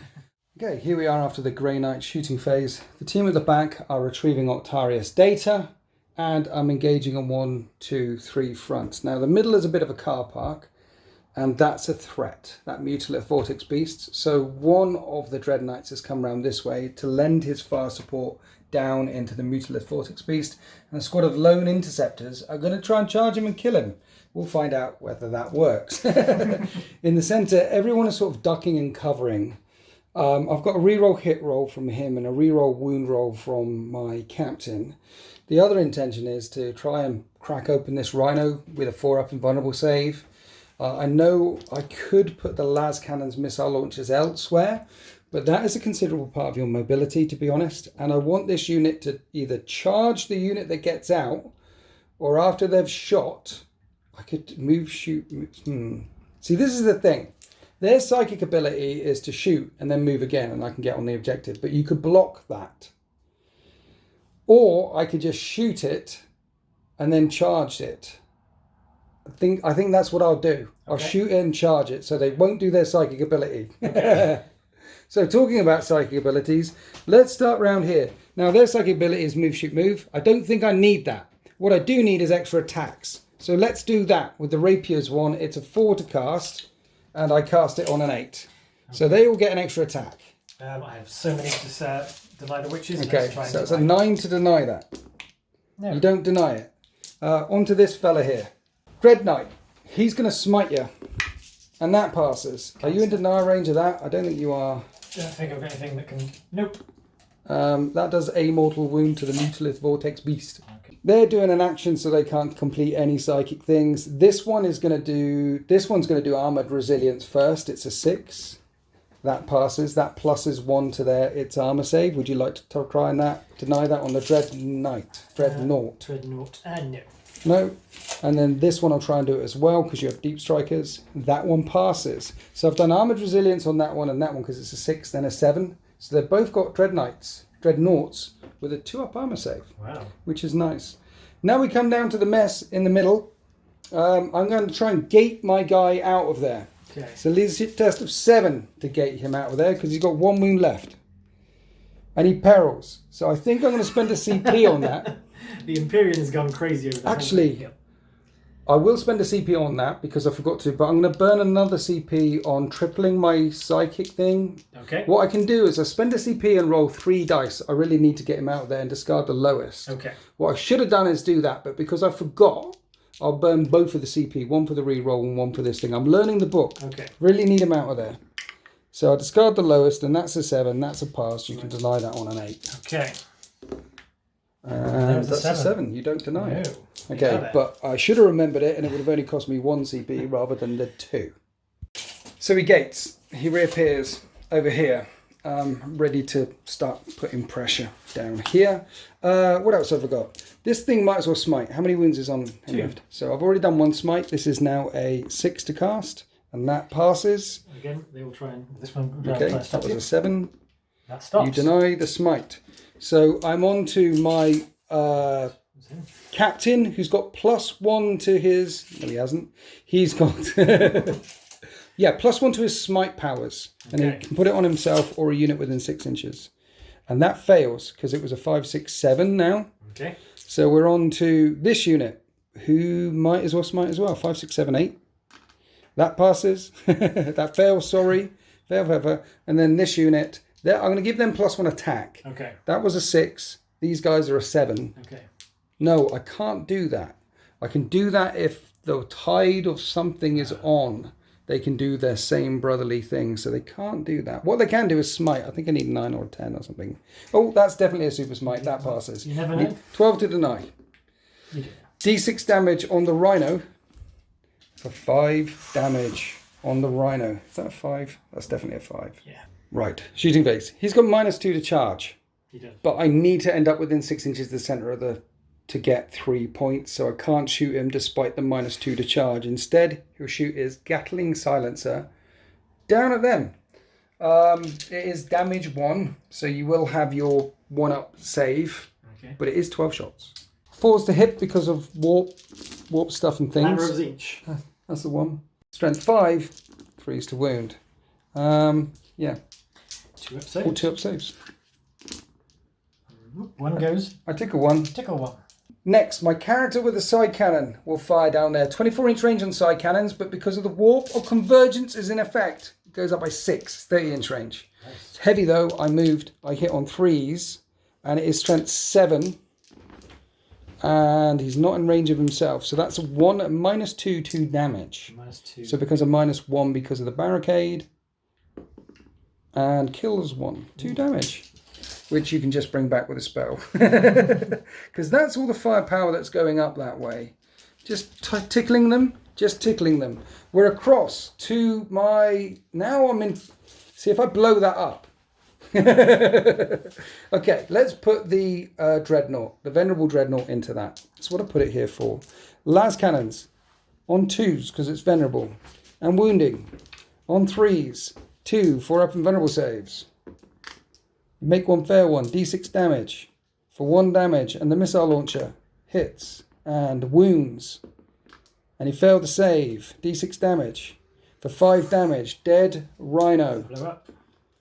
No, but there's 5 fellas inside who are going to pile out round the back, I imagine. Mind you, if you pile up round the back, you won't be on that objective in your... They all get out okay. Yeah. They stop, drop, and roll. Okay, so you've piled them out next to the objective. Why is that, Stylus? Their objective secured, and they're not. Okay. So, as tough as they are, if I've got 1 left, that's still my objective. Well, I'm going to shoot them then. You go ahead. Let's do the incinerator. D6 auto hits. That's 5 auto hits. It is strength 6. So I wound you on 3s, but it's AP -1 damage. So the -1 you negate with all of dust. Okay, so back up to 3-up saves. Yes. I'm okay. Okay. Stormbolters, 3s. 1 hit the floor. 4s. 2-up saves.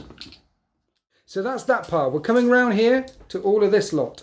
Now, I am in 12-inch range with him with his flamer, so he is going to flame the Mutalith Vortex Beast, and he hits them 3 times. These flamers, I clearly didn't fill them with Promethium this morning. It is strength 6, your toughness 7, and I wound you 3 times, though, at AP -1. So it's 5-up saves. Nope. Takes 3 wounds. Okay. And then he's got a Gatling silencer, a heavy Gatling silencer, which hits on 3s. Strength 5, though, is anti-infantry, so no wounds.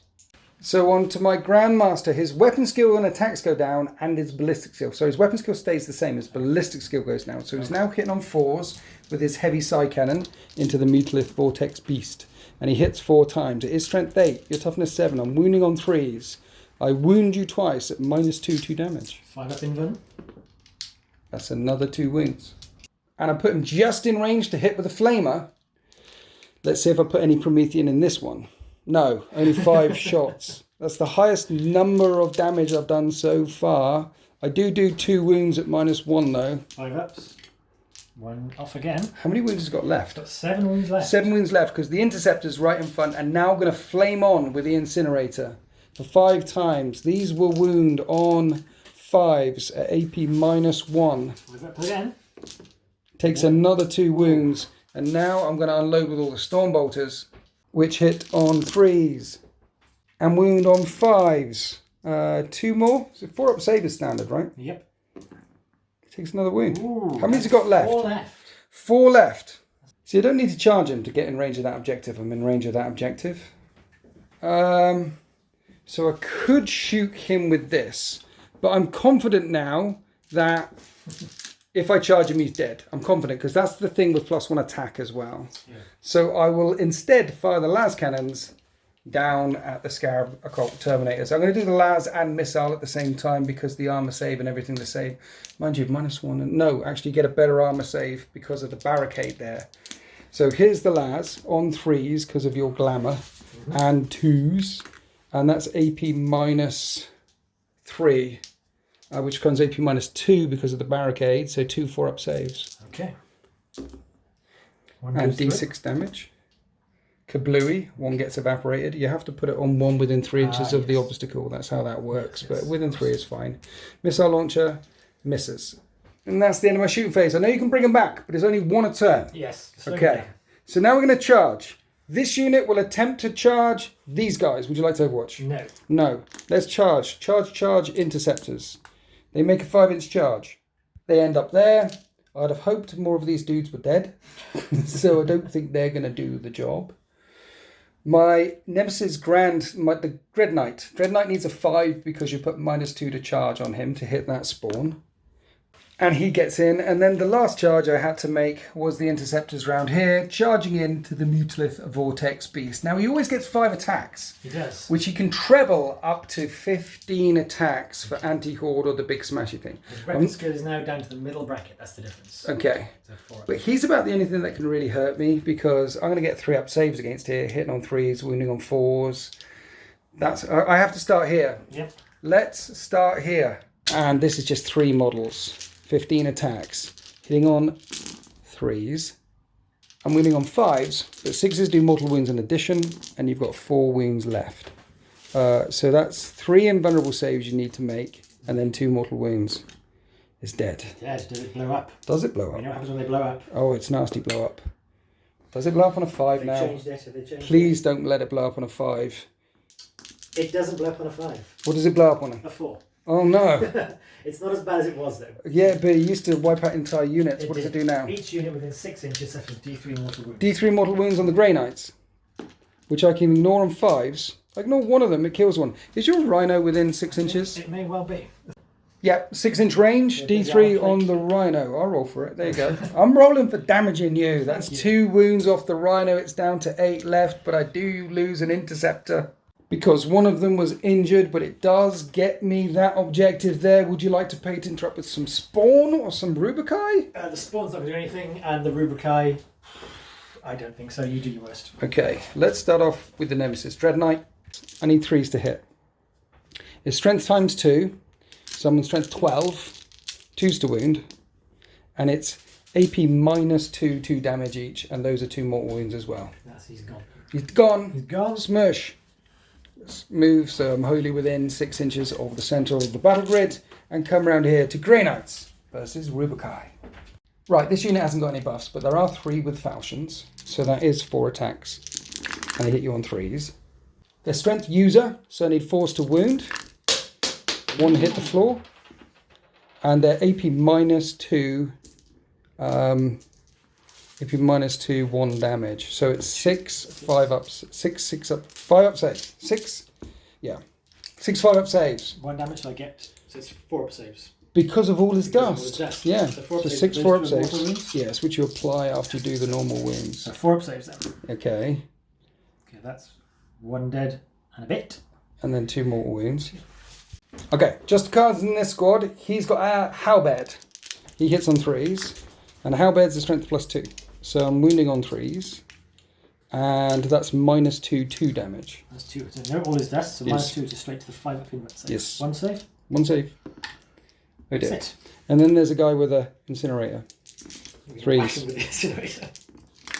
And interestingly, that is That's a not a mortal- mortal wound. it's not. It's only with Nemesis weapons. He's punching you I with his think that's fist. fair enough. So that's a 2-up save. He makes it. So I killed 1 dude. Kill 1 dude. I was expecting more. I'm quite enjoying So 3 Rubikai, all his dust dudes, Yep. fight on 3s. This is just with their fists, right? So, yep. So only 3 get through. Okay. Strength 4. 2 get through, no AP. 2 3-ups. I lose a wound, and then there's a guy with a staff. He has a 4 stave. So Okay. he on 3s. He hits twice. Yes. And his staff is +3 to his strength. He's 7. Strength 7. 7 on 3s. -1 D3 damage. Oh. They're not really there to hit things. So I killed a Rubikai and put a wound down. You put a wound back on me. They keep slapping each other. But more importantly, you do claim that objective because at the start of your turn 2, you'll get 5, 10 points for being on 2 objectives. Yes. Yes? But at the end of my turn, I'm engaging on 1, 2, 3 fronts, and I get 3 points for direct assault for being in the middle. and I've retrieved Octarius data in my backfield. So at the end of turn 1, it's 2 points for the 1,000 Suns and 5 points for the Grey Knights as we go into 1,000 Suns turn 2. Here we are after the 1,000 Suns movement phase. The 4 primary characters still staying back, but the Terminators, Scavell Cult Terminators are moving forward to take on the Dread Knight, which is standing there in the middle of the battle grid, shouting, "Cowards, come at me." Over here, the 10-man squad of Rubikai got out of the Rhino before it advanced round here because it's got a combi melter, which is an assault weapon, and my Grandmaster's on 1 wound left. Maybe plink it off. Meanwhile, the Zangors have dropped in here and they're retrieving Octarius data. They are. So you've done 2 quarters, that'll be 4 points. You've kept the other unit in Deep Strike Reserve for now. And then something I found kind of surprising around here is you actually broke out of combat with the Rubikai against the Interceptors. You're still within 3 inches of that objective though. Yes, so they're holding it. They're reasonably screened from other stuff until you bring it in. Yes. But I can throw shots that way to try and reduce or remove them. Yep. So I'll have an infantry unit back there that seems to be quite resilient. Okay. And then we did the command phase Infernal Pact, and you made a pact with Zinch one more time. We put the dice roll down to say it was successful because you got a free dice roll reroll. Free reroll for anything that is mission specific until my next command phase. Next command phase. Yes. It's not mission specific. Okay. Okay. So we're starting off the psychic phase. Where do you want to start, sir? Start here. Yes. This guy has Pyrrhic Flux. Okay. Sounds painful. It sounds painful. It will make my warp flame as good, and I need a 5 to get this. You need a 5 to get it. That's a 10. It's an 11 because of my +1. I will attempt to deny. I don't deny it. Okay, these warp flame and his pistol are add 1 to the strength, so they're now strength 5 warp flamers. I think that squad are not long for this world. Next one. Next one. He is going to try and turn off his invulnerable save. Okay. Using Twist of Fate. Twist of Fate. Needs an 8 for this to happen. Okay. Actually a 7 because of the +1. That's a fail. That's a fail, but I have Cabal points. Wrath of the Immaterium after making the test. So that's a 6, now a 7, now an 8, 9. So you've got to get 10 to beat it. I've got to get 10 to beat it, which is a 9 for me because I get +1 to deny. You do. I don't deny it. Okay. You have turned off his 4-up invulnerable save. So second power, he's doing what now? Cult of Time. He is doing the Time Flux again. He needs a 6 to do this, and it will return one friendly unit. Okay. So I need 6. Okay. And that's a 6. 5 makes it a 6. Right, I'm going to deny it with that squad. Okay. I need a 6. I deny power. You're not putting a Terminator back this turn. Phew. That would be a 2040 point army. Right, next. Mildred, cheeky smite on it. Mildred, smiting away. Mildred did I smite. can't deny that. Yeah. I'm out of range. D3. And I ignore those on 5s. Go Mildred. So it's down to 10 wounds remaining, the Dread Knight. They're going to try, but she failed to do a psychic action. Psychic action, you want to consecrate, mutate that. Still needs a 4 because I haven't done anything yet. Right. It's gone off. Right, I will attempt to deny that with that squad. So that's we need a 7 to stop them. So I need a 7 to stop it, because this is 3 points. Yeah. I deny it. I stop you getting 3 points. This is unfortunate. yeah. Next. Presage on them. Okay, +1 to hit. I can't block that, no one else in range of him. Okay. So that's +1 to hit on them. Cheeky smite also over there. Okay, on the Dread Knight. That passes. It was a 5, then a 6. And that's 1. I ignore that on a 5-up. I ignore that. He's still on 10 wounds left. He thought we'll do Weaver of Fates on the Terminators. Okay. Is that the 4-up invulnerable save? It is the 4-up invulnerable save. I might have a unit, let me measure. Nope, I don't have any in range that can deny that. So they now have a 4-up invulnerable save, +1 to hit. At least I've shut down that psychic power. You've dropped the invulnerable save on my Dread Knight. Have you got any more psychers anywhere? Do you know what? I think everyone's done this. Yeah, because they fell back, so they can't do any psychic stuff. Yes. So that is the end of the psychic phase. Yeah.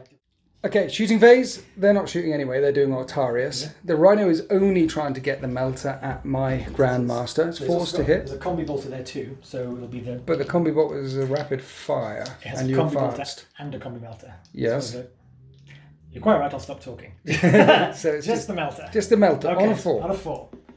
And it misses. You've got a reroll there. Well, why not? That's why not. That's easy come, easy go. The melter misses. Okay. So the Rubikai are going to do it. What's going to happen is all the Flamers are going to go into the Interceptors, and the 4 shots from the Bolters that have Bolters are going to try and kill my Grandmaster on 3s. Bolters. And 2 hits. Wounding on 5s.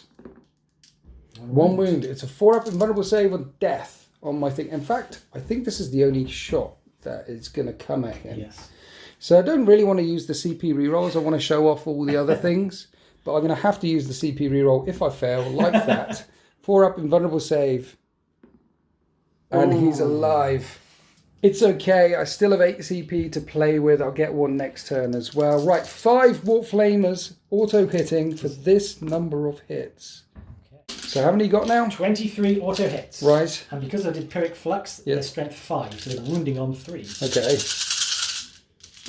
Any rerolls with this? There are no rerolls with this. I don't think you'll need it. I should be okay. 17 at -2.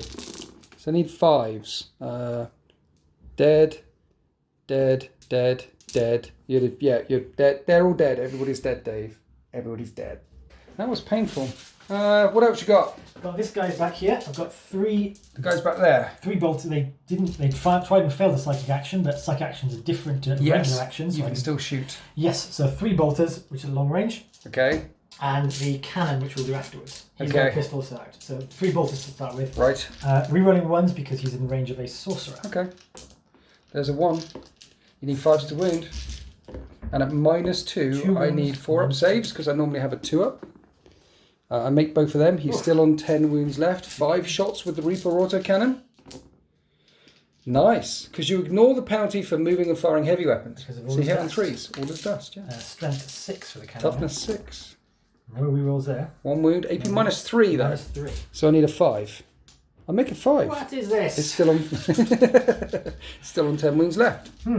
You thought he would be more injured so that they could fire all their shots into him, right? Because they fell back. Yes. But now you're thinking, but surely if they charge him, he's dead. I mean, there's 8 Rubikai Terminators there, and he hasn't got an invulnerable save. Yes. Surely he's dead. Well, they got arrows, so let's do that first. The only thing they can shoot is him. Okay. So it looks like from the base sheet things have changed. Are they shooting a Nemesis Dread Knight with bows and arrows? With bows and arrows, yes. Wounds on 0s. That's it. Over. Let's go on to some proper guns. This doesn't work. So these are magical bow and arrows. Right. From what I can tell, and I should check the data because it's changed, I will always hit on 2s. Yes. And I will auto wound on 6s. Nice. But I've got fewer shots now. It's only 1 shot per arrow. Okay, so always hit on 2s. Okay.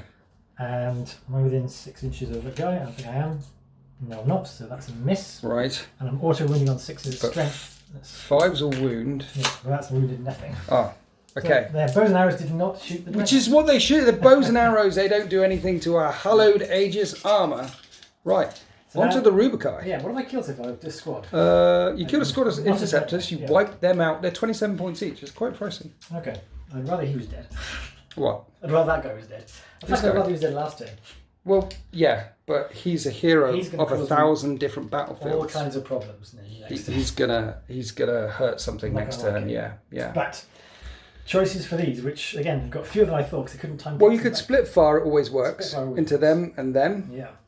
Okay, a few moments later, what have you decided to do with the Scarab Occult Terminator Stylus? I've had to do Wrath of the Wronged again. It's an expensive strat, but I need to punch through things. 2 CP plus 1 away. Yeah, so these combi bolters are going that way into the interceptors. Yes. And the heavier stuff, the cannons and the missiles are going into that guy. Right. So starting with the combi bolters. Combi bolters. They are presaged, so I'm hitting on 2s, re-rolling 1s for that. Wounding now on 3s, -2. Okay. So, here we go. Sounds like a thing. Sounds like a plan.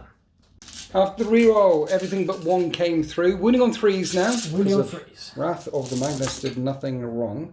These are AP -2. AP -2. But I am in a ruin. However, there are 17 4-up saves to make. That looks bad.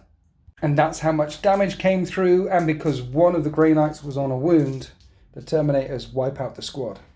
So now the Soul Reaper cannons? Yes, that's the perfect amount of shots. No wastage there. Right. 9 shots went through. That was nice. Yeah. So now Soul Reaper cannons, 10 shots in total. Yep. Hitting on 2s, rolling 1s. Thankfully. That's a lot of 1s. Look. That's a lot of 1s. Look at all those 1s. Okay. So 1 miss. 9 hits. 9. Each is number. It's strength 6, toughness 6 because I'm Wrath of the Wronged. Wounding on 3s. Yep. Okay. And these are AP minus 3. -3, and you don't have an invern because I turned that off. So minus 3 from my 2-up save. Is a 5-up save? Yes. 5s. He takes 5 wounds. He's down to 5 wounds remaining. Okay. And then we have the 4 shots from your missile launchers. Indeed. These lovely little spiky things on their shoulders. Pew, Hitting on 2s. hits. Everything hits. Everything hits. Winning on 8. 2s now, yeah. What's the AP? It's -2. -2. So I need 4s.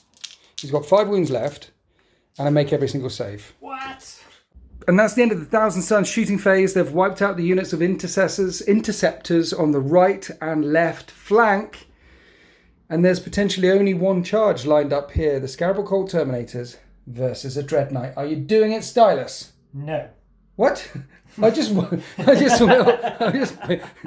big deal. Well, it's an 8-inch charge. They've got +1 to hit and everything. Oh, I can have it. I'm not worried about that. Yeah, right. But I'd be right there. Yes. And you've got smites and smites and smites. And I was thinking... And that's the Vortex of Doom guy. What I like when I'm playing Thousand Suns and I'm fighting an aggressive army, they come into me and I just pound them from all sides with mortal wounds. Right. Why would I do that with a really good unit of mine into the lines then? I'd take him out, then there'd be a super smite and a smite and a smite and a smite, and you'd shoot me. And I'm not in a bad position. I'm still That's spread far out. too sensible. You get to kill a Dreadnought in close combat. Glorious stuff. I'll kill that Dreadnought. And what you're saying is they potentially could die horribly if they did that, and there goes your toughest unit. And they've got a 4-up save at the moment, and they've got their all his dust, and I think they're in a good place. And they're kicking out a lot of firepower. They're doing not bad work. But they're doing not bad work. So I'm gonna hold fire for a moment. Well, they're kicking out a lot of firepower. Well, you've got CP. You've got 3 left. You'll get 4 next turn. This is true. Okay, so let's rack up some points because you are engaging for 2 points again on 3 fronts. Yeah. You've done Octarius data here and here. So that's another 4 points. Plus you had the 10 for the primary at the beginning of the turn. You didn't have more primaries than me.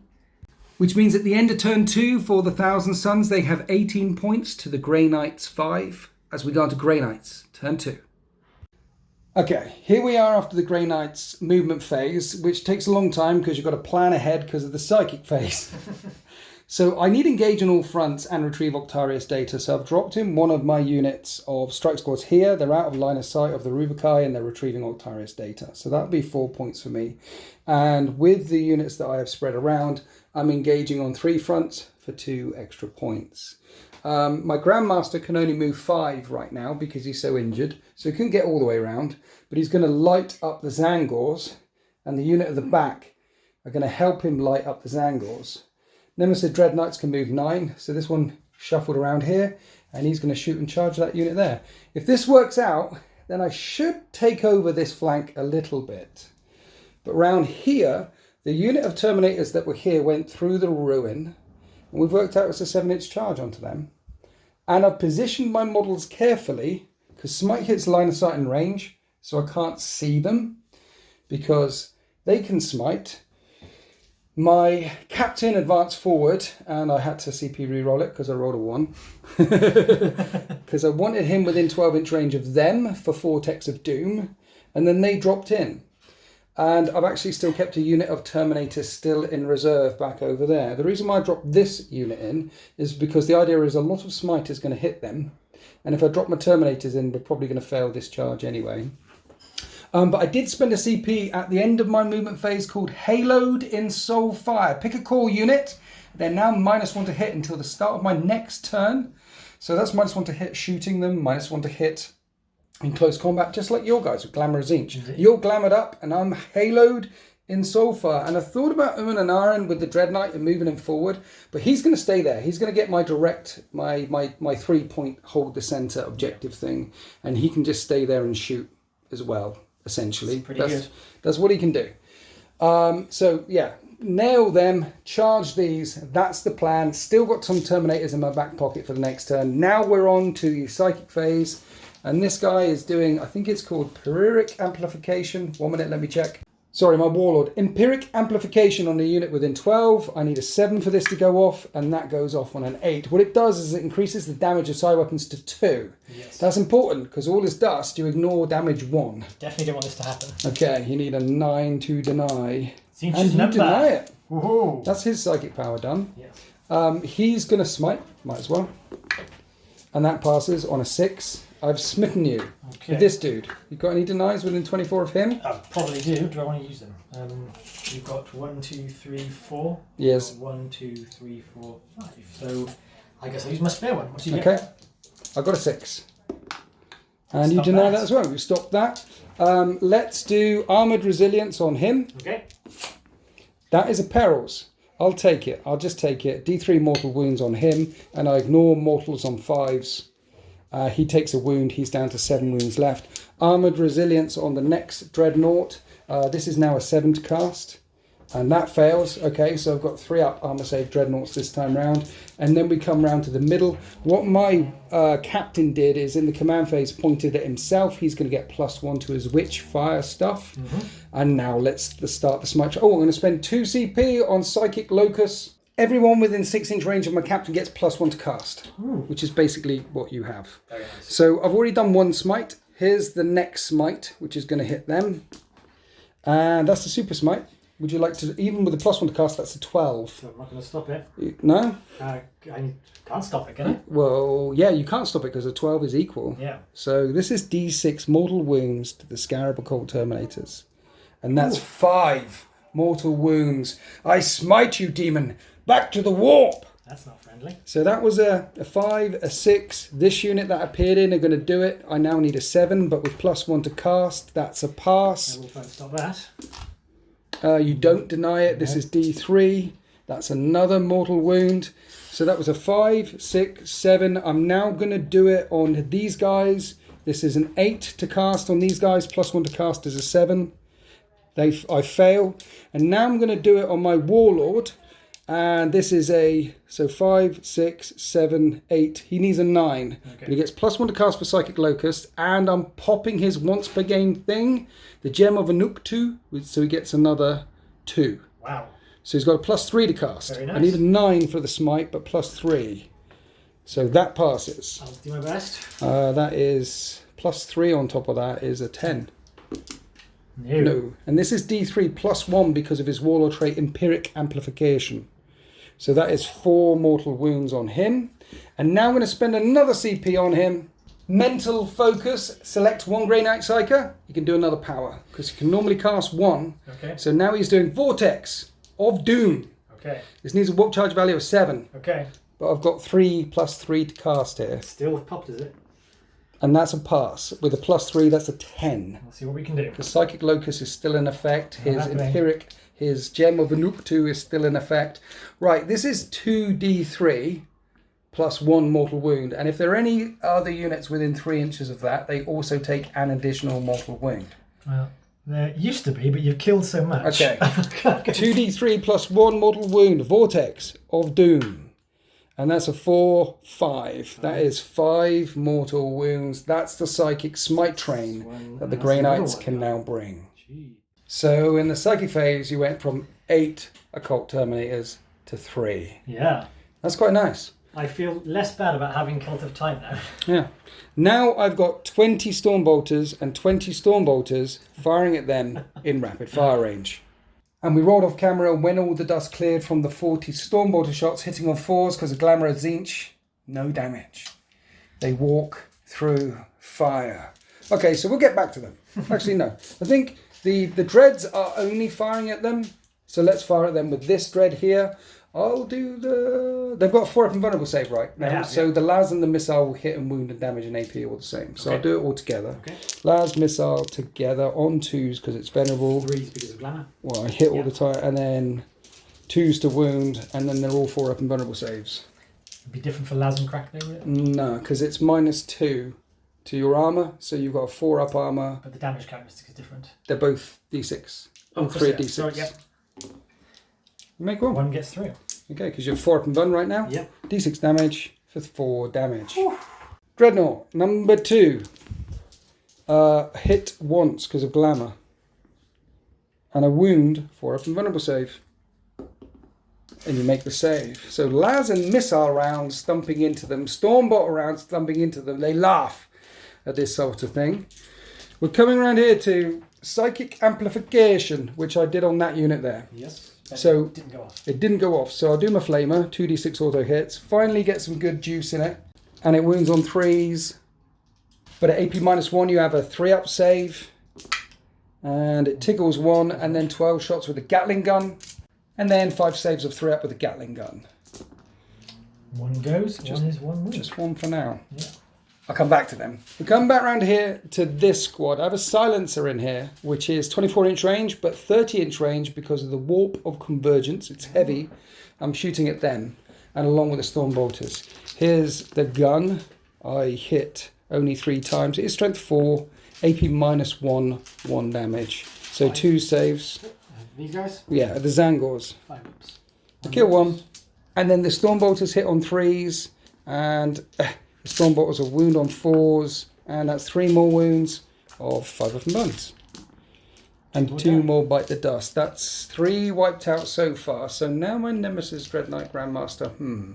Well, morale is a thing. I'll actually put the heavy side cannon into them. He's got a heavy side cannon. They've got Gatling. Because it's damage 2. Okay. So all his rust is a thing. And the flamer into the Zangors. Okay. So 2d6 auto hits with the flamers into the Zangors, which is 8. Which wound on 3s. Stylus, that was only 3 wounds. Only 3 wounds? Yeah. It was 3 wounds then. At least you didn't save any of them. But his gun into the Rubikai now hits on 4s. And he hits 3 times. It is strength 8 now. They're good. Side cannons used to be terrible. They're strength 8 -2, 2 damage. 6 shots. 2's to wound. So 4 at -3 at -2, 2 damage. Okay. 5 up and buns. 1, 2. That's a bit cocked. Oh, I think that was okay. You sure? Okay. Yeah, that was okay. Save the lot then. Save the lot. That's my shooting phase done. I guess I need to charge them now. I expected more of them dead. Would you like to Overwatch with all those flamers? You're winning me on 5s. You've got +1 to your strength, right? Yes. So the strength 5. That was to the end of the phase. Right. Or the end of the turn. It's not. So still winning me on 5s. Yeah. He's got 13 wounds with a 4-up and vulnerable save. You might tickle him, but you're not going to kill him. I think it'd be rude not to though. Okay, let's do it. Okay. This is how many shots the flamers get. Warp flamers. That's not good. No. They will open with you. That's 1, 2, 3, 4, 6. 5, 6. 6 4-up saves. I take 2 wounds. Then we have bolters. Then I took another wound. So 10 wounds remaining. It's a 7-inch charge to get into the Rubikai. And I make the charge. Then we move all the way around here. I've only got 2 more charges to do. First, I have the strike squad that jumped in this turn. They're going to actually try and charge the Terminators. It's a 10-inch charge now, though. So they've got a long way to go. They failed the charge. I'm not going to re-roll that because I really want this one here with my Terminators into these Rubikai. I need a 7 to get there. And also, I've got objective secured. You've got objective secured. So this is quite critical. And I failed the charge. So now I'm going to CP reroll that, put me down to 3 CP remaining, and I make the charge. Oh yeah, thanks for reminding me. I forgot to charge the Grandmaster into the Rhino. He's auto in. Right, okay. I'm spending one of my CPs called Thunderous Stride. When a Dread Knight makes a charge, you roll a dice. On a 2 to 5, I'll do D3 mortal wounds to you. And on a 6, I'll do 3 mortal wounds to that squad. Oh dear. They come charging in. And I rolled a 6, so that's a flat 3 mortal wounds on the Rubikai as he goes kicking them out of the way like a football. He's like, Golaccio, he scores. Right, he's got 5 attacks with his fist. Okay. He's hitting on 3s, and he's strength bajillion. I'm wounding you on 2s at -2, 2 damage each. So again, 2 5-up saves, and 2 more die. Starting to lose the flames. So that squad has gone from 10 to 5 remaining. Would you like to pay to interrupt with a Rhino or some Rubikai? No, and then some Terminators. Okay, so my captain. Interrupt, you keep killing. My captain will hit this tank. I say captain, he's a Grandmaster. Grandmaster. Sorry, mate. You're a Grandmaster.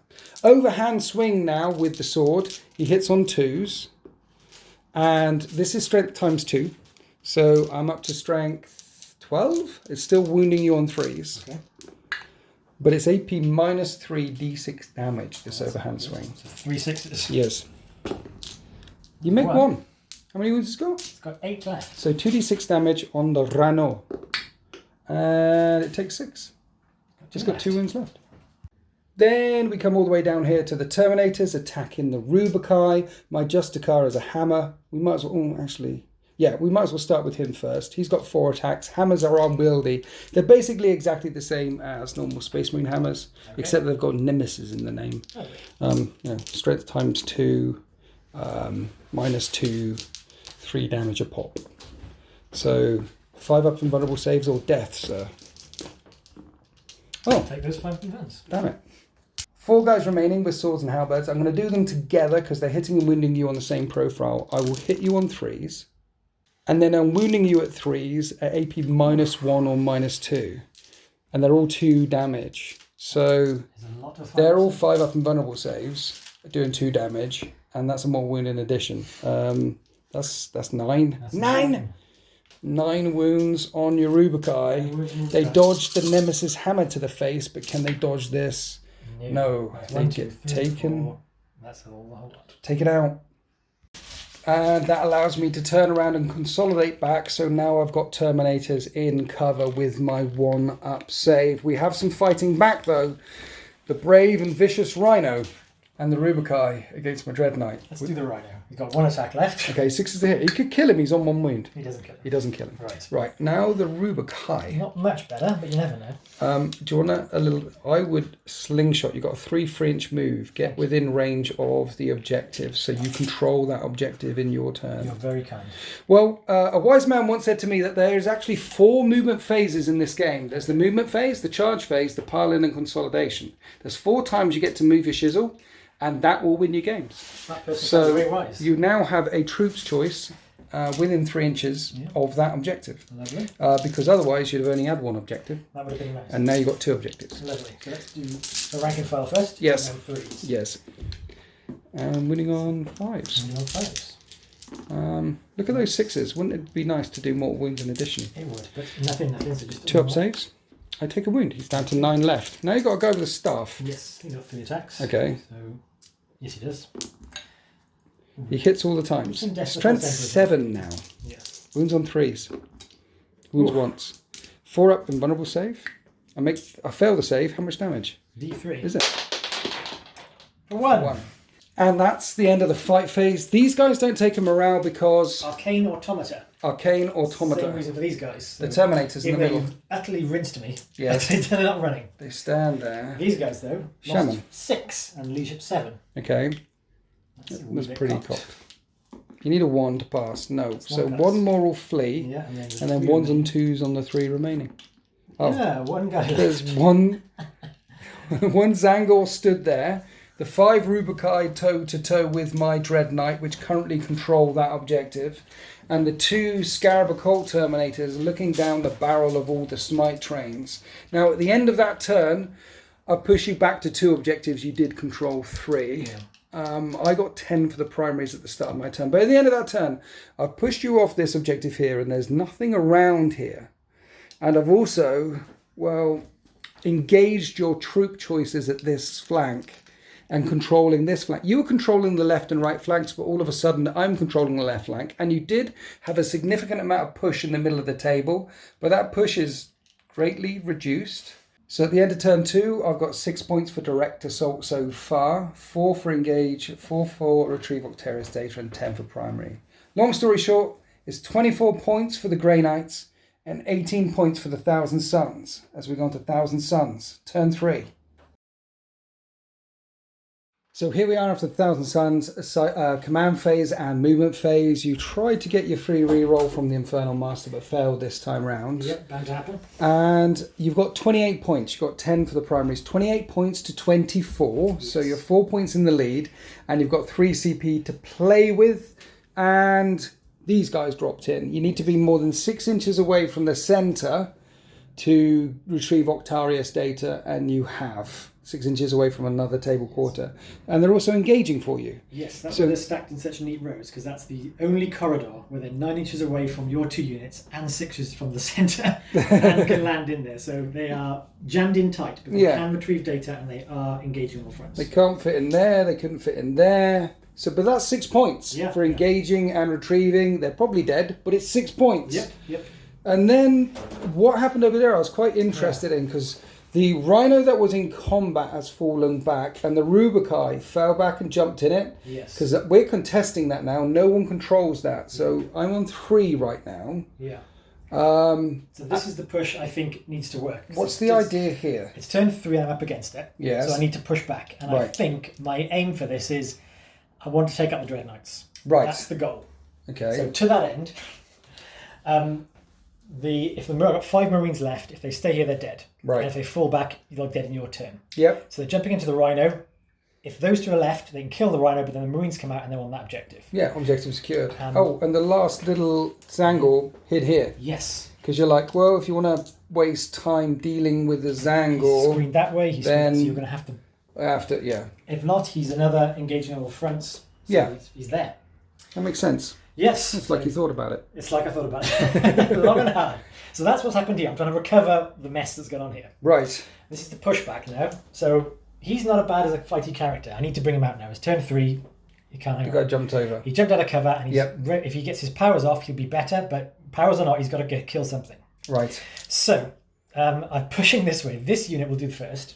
Yep. They were screening back there. They advanced because their bows were assault weapons, and they will always hit on a 2-up. So actually, it doesn't matter if you can advance. Right. It means they can't charge, but they're not going to. So that advance brings them within 30 inches of him. On 1 wound left. 1 wound left. Right. I'm going to be hitting on 2s, auto wounding on 6s. It's only -1, but you never know. It's a glory shot. The 4 shots on the glory the shot. Battle of Hastings shot through the eye hole. Take it out. So that's that. That's the helmet. That's the most least likely thing to happen. Right. What I've got here is a smite can go that way. A smite can go that way. I can try and recover, finally, a Terminator into that unit. Okay. So I'll have a Soul Reaper cannon, 2 Soul Reaper cannons, and some missiles. And 2 missiles. They can shoot that way, or they can fire that way, or can charge that way, because I'm currently on that objective. Yeah. I think I'd like to kill him, because they won't be there for much longer if I leave them like that. So whether they walk into the smites or not, the unit's done for. I just need to get that central objective, because you're getting 3 points for it, and you're pushing out. I want it for a turn. So yeah. Get rid of that. Yeah, and that drops me down to just 2 objectives now. Yeah. So instead of the 15 I was getting, that drops me down to 10. Yeah. Because that's contested, you now control that one. So I think that really has to go. Yeah. And he's got 5 wounds left. Yeah. So I've got a unit down there that hasn't moved, so they can fire up at him. Okay. I've got some smites and buffs around here as well. So Operation Get Rid of That. And Soften and charge that. Keep these alive. Throw them to the wolves. And then that leaves you with a couple of dreadnoughts and your infantry units to come in and go at me. And okay. I fancy my chances a bit better in turn 4 with that. So where are we starting with the Psychic Phase, sir? Where are we starting? So we're starting, as we always do, by counting up the Cabal points that I forgot to count up. No, we did it! We did. did. Way We back. have 14 Cabal points. Yes. Remaining. Starting off, Time Flux. Okay. Get me a Terminator back. Okay. 7. Yes. I'll do it. 8 Cabal points. You can't deny it. Because I was about to try and deny that. Yeah, I got 6 left. Okay, 8 Cabal points, and that's a power that cannot be denied. Can't be denied. Get back And that's in a here. Soul Reaper cannon and a missile launcher and a power weapon. Sadly not a missile launcher because I modelled it wrong. This was back in the day. when I Okay. thought not to, but a Soul Reaper cannon, I'll take that. Okay. Okay. Right. 6 Cabal I'm points. breathing a left to sigh of play. relief already. I'm going to try and boost him up now. He's got a big sword, so he's got some buffs he can do on himself. Right. Let's go. So here, first one, Swelled by the Warp. So by the warp on Makes him to buff him up. Yes. Okay. That's an 8, which makes him 9. You can have that. Okay, he now has an extra 2 strength and 1 extra attack. Okay. Cheeky smite it is. Cheeky smite. That's a lot. Do you roll that again? I was in the Yeah, barrel. we'll go for it. Well, still a lot. That's a super smite. That's a 12. Do you want to Yeah. stop it? No, there's no way I can stop it without rolling Who's the boxcars. closest? Yes. And that's 4 mortal wounds on the Dread Knight. And What is that? What? I saved mortal wounds on a These 5 up. dice available from DZT. Deployment Zone.tv merchandise page. I was warming them up. So Mildred, the Kakademonic shaman. curse is not relevant, so she'll just smite. Smite. Smite. 6 now. Okay. So that does go off. Because of the +1 to cast. Yeah. I'll try and deny that with him. Okay. Let's try and deny that. I deny you, sir. Deny me. No smites. Okay. Weaver of Fate on that unit, see if I can keep him a little bit alive. Okay. That does go off on a 10. 10. Yes. Let's try and deny that with that squad. I don't deny it. Okay, Presage on that unit. So they got 4 of them done. Now you're trying to get them +1 to hit. That also And that goes on passes. 9. Let's try and deny it with that one. I don't deny it. No, Cheeky Smite over there. That's you the closest. Yes. That 5, 6. I've tried it Doesn't work. twice already, so No, that you need a doesn't work. 7. But they are 4 up and burned and +1 to hit right now. Yes. Okay. Last one is this one. Yes. And we've got the Psychic Action. Okay. You need a 4. Need a 4. And that's does a go off. 5, which becomes a 6, and they're going to try and deny. Hold your horses now. No, I want to try and deny that. Well, hold your horses while you try. Because you've got some more cabal boys I've got left. 6 points left. I'm going to spend 5 of them to add +1 to that test. Okay, so the 5 becomes a 6, becomes a 7, +1 for 1,000 Suns, +1 for the Cabal becomes a 7, right? Sorcerers it's called. So I need to deny this on a 7, because that's what I do, +1 to deny. Yeah. I deny it. Stylers. Yes. And this is why you don't take Warpcraft as a secondary, because it can be stopped. Yes, I'm learning this. Yeah. So it's a learning game, and I'm learning a lot. Because I could take Warcraft. There's one for me for sanctifying each thing. If I sanctify 1, I get a point. If I sanctify 2, I get 2 points. If I sanctify 3, I get 4 points. And what happens is you keep sanctifying them as the game goes on. You can re-sanctify, but it can be stopped. I could be 9 points up now if I knew. You could be. Yeah. But you're not mutating anything around here, fella. We shoot stuff instead. Right, we're going to shoot. These guys, him. Okay, they've done a psychic action which has been blocked. They've stood still, so malicious volleys, so you get maximum range, maximum fallout damage. Here we go. 3 guys with bolters. Hitting on 3s. Nice. Nice. Look at that. I'm out of range of the... Oh, no, it looks like you're in reroll 1. It's that fell at the back. I think you were measuring it beforehand to make sure they were... Okay. Nope, doesn't help. Right, 5's to wound. 5's to wound. -2. And that's a wound. And he makes a save. Okay, time for the gun. The Soul Reaper Cannon. Reroll the ones. Reroll the ones. And wounding on a 4. Wounding on a 4. So that's 4 hits right there. And 2 wounds right there. And 1 failed save. He's down to 4 wounds remaining. 4 wounds remaining. Then there was a grenade over here. Didn't do any damage. We've got the bowman, the shaman. What are they called? Zangor's on discs. Zangor Enlightened. Zangor Enlightened. Want to do that next? If you want to. 4 shots. Hitting on 2. Into my Grandmaster. Into your Grandmaster. Yes. Wounded on 5s. But 6 are auto wounds. Yes. That's an auto wound. At AP -1. So that's a 3-up save or death on my Grandmaster. I laugh at your bows and arrows. Oh. I've got 2 CPs left. Let's spend it. Oh. Let's spend it. I laugh at your bows and arrows with the help of a command point. Not going well so far. Right, what are we doing with the Terminators then? Right, my thoughts are I can't have half measures. I'm going to have to charge it and hope I take it out. Right. And that means I've got to put my other shots into that and hoping it's softened enough for him to charge it and take it out. Right. Because I'm already one thing failed to accomplish already. So what's going on? Cannons, missile launchers, bolters that way. Oh, all the shots into one Dread All the Knight. shots, and I've spent the Wrath of the Wronged CP again. +1 to wound. 2 CP, +1 to wound, which means I'm hitting on 2s because they're presaged. Yes. Rerolling 1s because I'm within 6 inches of that. Yes. Wounding on 3s. You really want him dead. 10 shots with the 2 cannons. Here we go. Here we go. Everything hits. Wounding on 3s. We have 6 wounds at -3. -3. Yes, So I need 1 4 up damage. in vulnerable saves. Yes. I fail 4 of them. 5 of them. Infernal Combi Bolter from the Aspiring Sorcerer. Okay. Hits with everything. Yes. Wounding on 4s. Because of Wrath of the Wrong. Wrath of the Wrong 2 and -2. So one of them. He's on 2 wounds left, that Okay. Dread Knight. Missile He's on time. 2 wounds left. 2 missiles coming up. And they both hit. Go in. Wounding on 2s. 2s, because of Wrath of the Wrong. 2 wounds, -2. How much damage? D3 damage. 2 wounds left. Yeah. For 4 up and vuns. I fail 1. I fail another. No matter what happens, that is a dead Dread Knight. They are vehicles, but they do not explode. You've taken 1 out, Stylus. Okay, that was the 1 plan. down, 2 to go. And I think that's all the gun I've got left. Where are we charge? These 3 into that. Okay. And the Terminators make it there. 5-inch charge for the other dude on the disc. What's the dude on the disc called? He is Montuatash. He's a bit of a glory hound, so if he's lasted till turn 3 without killing anything, he'll be quite itching. He made a 7. What data sheet is he though? He's an exalted sorcerer. Exalted sorcerer. A prospering Kopesh. Okay. And because he's on a disc, he doesn't have any penalties for moving over that obstacle there. He has the fly keyword. That's it for the fights. I can't pay to interrupt the charges. Right. That's it for the charges, not the fights. Now we get on to the fights. So we're starting with your exalted sorcerer. 4 attacks basic. 5 attacks base. Right. And I paid at the start of the game some extra points to make him a paradigm of change. Right. Which gives him an extra wound and attack. Okay. And I cast that the new diabolic strength, whatever it's called. It's called Swelled by the warp. So he's swelled by the warp, Swelled 7 for attacks. Another attack and +2 strength. Right. The Kopesh gives him an extra strength anyway, so he's strength 7. Right. -3, 2 damage. What? Okay, so 7 attacks, he's hitting on 2s. Hitting on 2s. Good luck. Thank you. And he's going to be wounding. Can't reroll 1s for himself. No. He's going to be wounding on 3s. Yes. That's really, really bad. That's 1. AP minus what? -3. So I have a 4 up invulnerable save, 2 damage. Yeah. He's got 4 wounds remaining. Yes. You're not CPing that with your last CP? Oh, what would I use it for? Command point? Command point?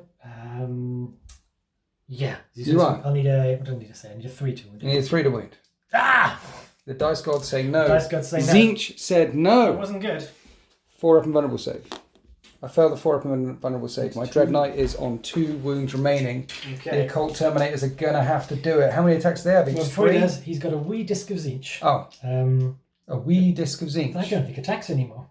They've taken it away. No, he's got disc blades. Disc blades. 1 attack, Right. which hits Yes. and does not wound. There you Okay. go. Disc, now we go for this one. So, we came to this because I gave him something special too.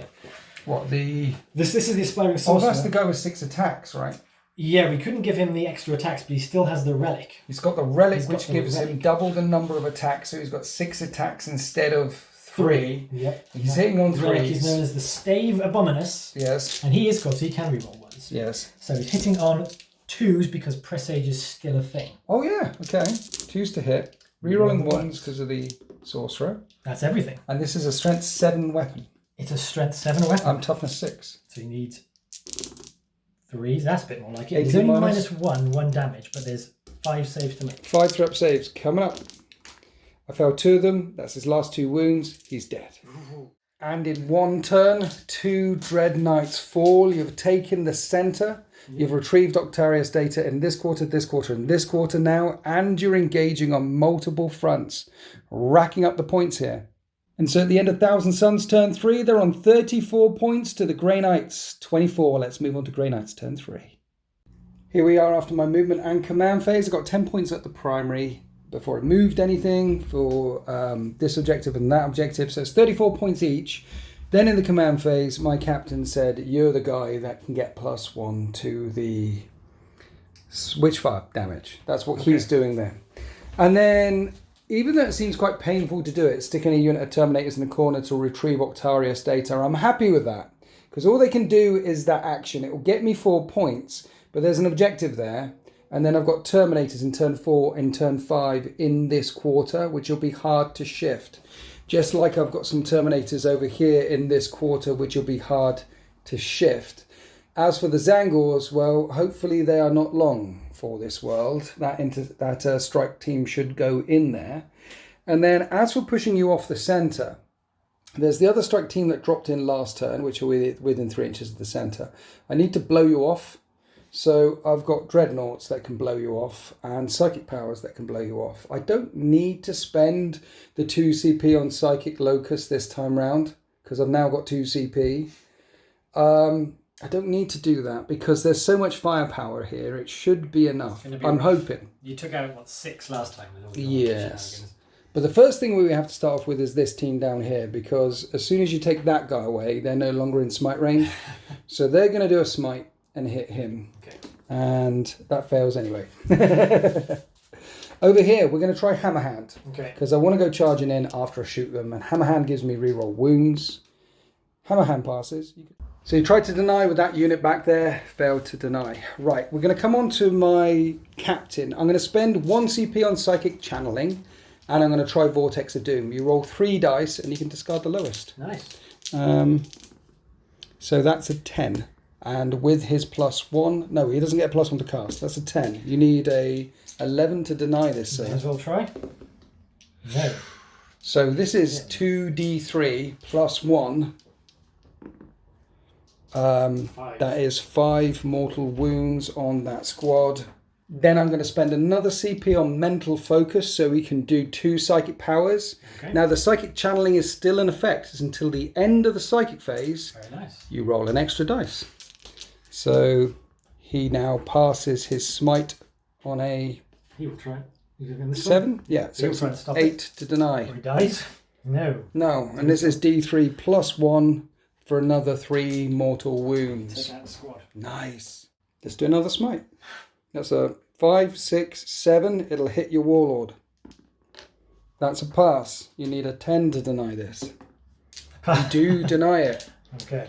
And let's do hammer hand on that squad there. Okay. So I did that was a 5, this is a 6. And that's really cocked. Do they perils? They do perils, but it passes and you can't block it. D3 mortal wounds to the unit, and then I can shrug them on 5s and 6s. So one of them takes a wound, takes a headache, but at least it can't be blocked. The last thing, I've got this unit over here, and I really don't know what to do with them. Let's smite, it'll hit that.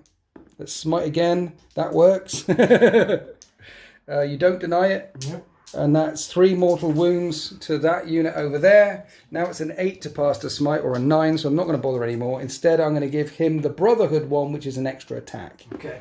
And that fails. And while we're around here, we'll open up the shooting flays. 2d6 auto-hitting flamers on the last of the Zangor, and the heavy sight cannon is going into the Rhino. Here's the flamers on the Zangor. For Snake Eyes, I need 3s to wound. I wound him twice. 2 5 invulnerable saves. He's gone. And then 6 shots with the heavy side cannon into the Rhino on 4s. That's only 2 hits, but wounding the Rhino on 3s, that is 2 wounds at -2, 2 damage each on the Rhino. And the Rhino dies. Does it blow up? Please don't blow up. I've only got 1 wound left. Hey, look at that! It danced all over the place and kablooey. No, because he was then going to charge the dudes inside and wipe them out. Yeah. Well, can he shrug 1? He does shrug mortal wounds. Yeah, Yes, yeah. I do shrug mortal wounds on a 5 up. 1 chance. Here it is. Do not miss your opportunity to blow Mum Spaghetti on the spaghetti. That's the 5s. Yeah! Oh, what? Yes! I deny you. It blows up. I can shrug mortal wounds. You've got 5 Rubikai inside the Rhino. Rules is this? And none of them die in the explosion, but My goodness. I'm going to charge them. And of course, they jump out that side of the barricade, way away from my unkillable Grandmaster, because I spent so many CPs on keeping him alive. In the psychic phase, I put the Infernal Master down to 1 wound remaining, right? You did. So now we're going to shoot some guns, more guns. Let's put 20 Stormbolters into them.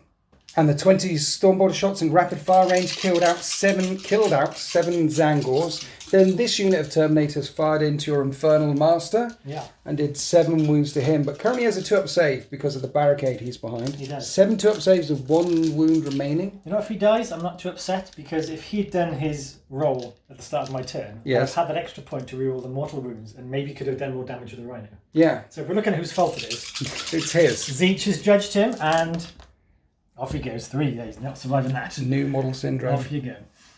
1 Space Wizard dies. Now we're coming across to this strike team, which will fire everything into this fella here. He chopped up my dude last turn. And I'm winning him on 4s. And I'm re-rolling 1s, because that's what captains do now. 6 wounds. Does he have all his dust? He doesn't, because he's not a Rubikai. He's a living thing for the moment. 3-up saves. 6 of them? Yes. Okay. Only one takes takes He's a got an wound. extra 1 because of his thing, so he's down to 5 wounds. Did they cast Hammer Hand? No, they didn't. They are the ones that got Hammer Hand off. Yes.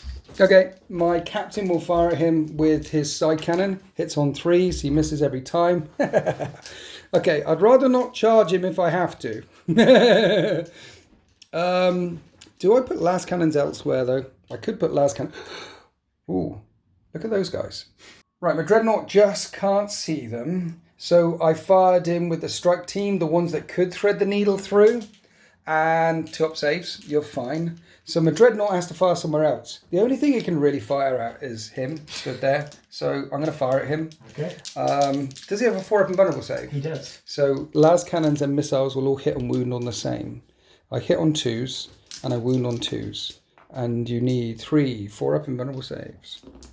And you make 1 of them. 5 wounds left. And that's 8 damage. He doesn't. He explodes under las cannon fire. And then lastly, this Dreadnought will fire at Mildred. And I hit on 2s because it's venerable. And I wound on 2s. Oh, it's core. Reroll wound rolls of 1. I wound 3 times. 5-up saves. On Mildred.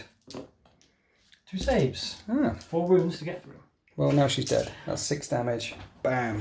Have I killed 3 characters? You have. I'm losing a lot of the command structure, yeah? Command structure just getting wiped out. I don't think I have anything left to shoot. These guys, no, they fired in. That's it. That's it for shots. Now we need to charge. This unit will...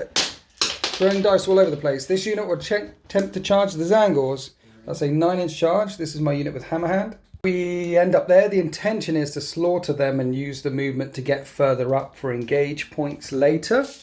And then this is a long charge. And I don't have any CP to re-roll this. So let's see if I can get into the Rubikai. And that's a failed charge.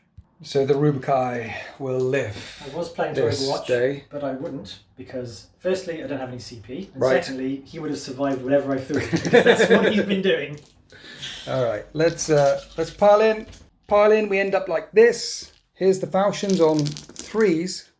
Then I wound on 4s, and re-roll to wound with Hammerhand. And I didn't get any 6s to the mortal wounds. 5 up and vulnerable saves. 3 left. And they get taken out. And I still have the hammer to speak. And that's another 3-inch movement towards 1,000 Suns deployment zone. And because I'm spreading out, yet also taking the middle, at the end of turn 3, it's 43 points to the Grey Knights and 34 points to the 1,000 Suns. Here we are after the 1,000 Suns movement phase. It was 34 points to 43, but they picked up 10 points for the primaries, making it 44 to 43. They're still in the lead by 1 point. And then there was the etheric crystal. What was it called? Umbrellific crystal. The old dark matter crystal. He pointed at the unit of Rubikai that were there. Yep. And they disappeared and have appeared over here. And that's your engage points again. 2 points for engage because you're in 3/4 and they're retrieving Octarius data. They are. So that's really good. So that will get you up to 12, up to the max points for retrieving Octarius data. They can't do anything else while they're down in this corner. But they're looking for those data skulls. Yes. It's worth 6 points right there.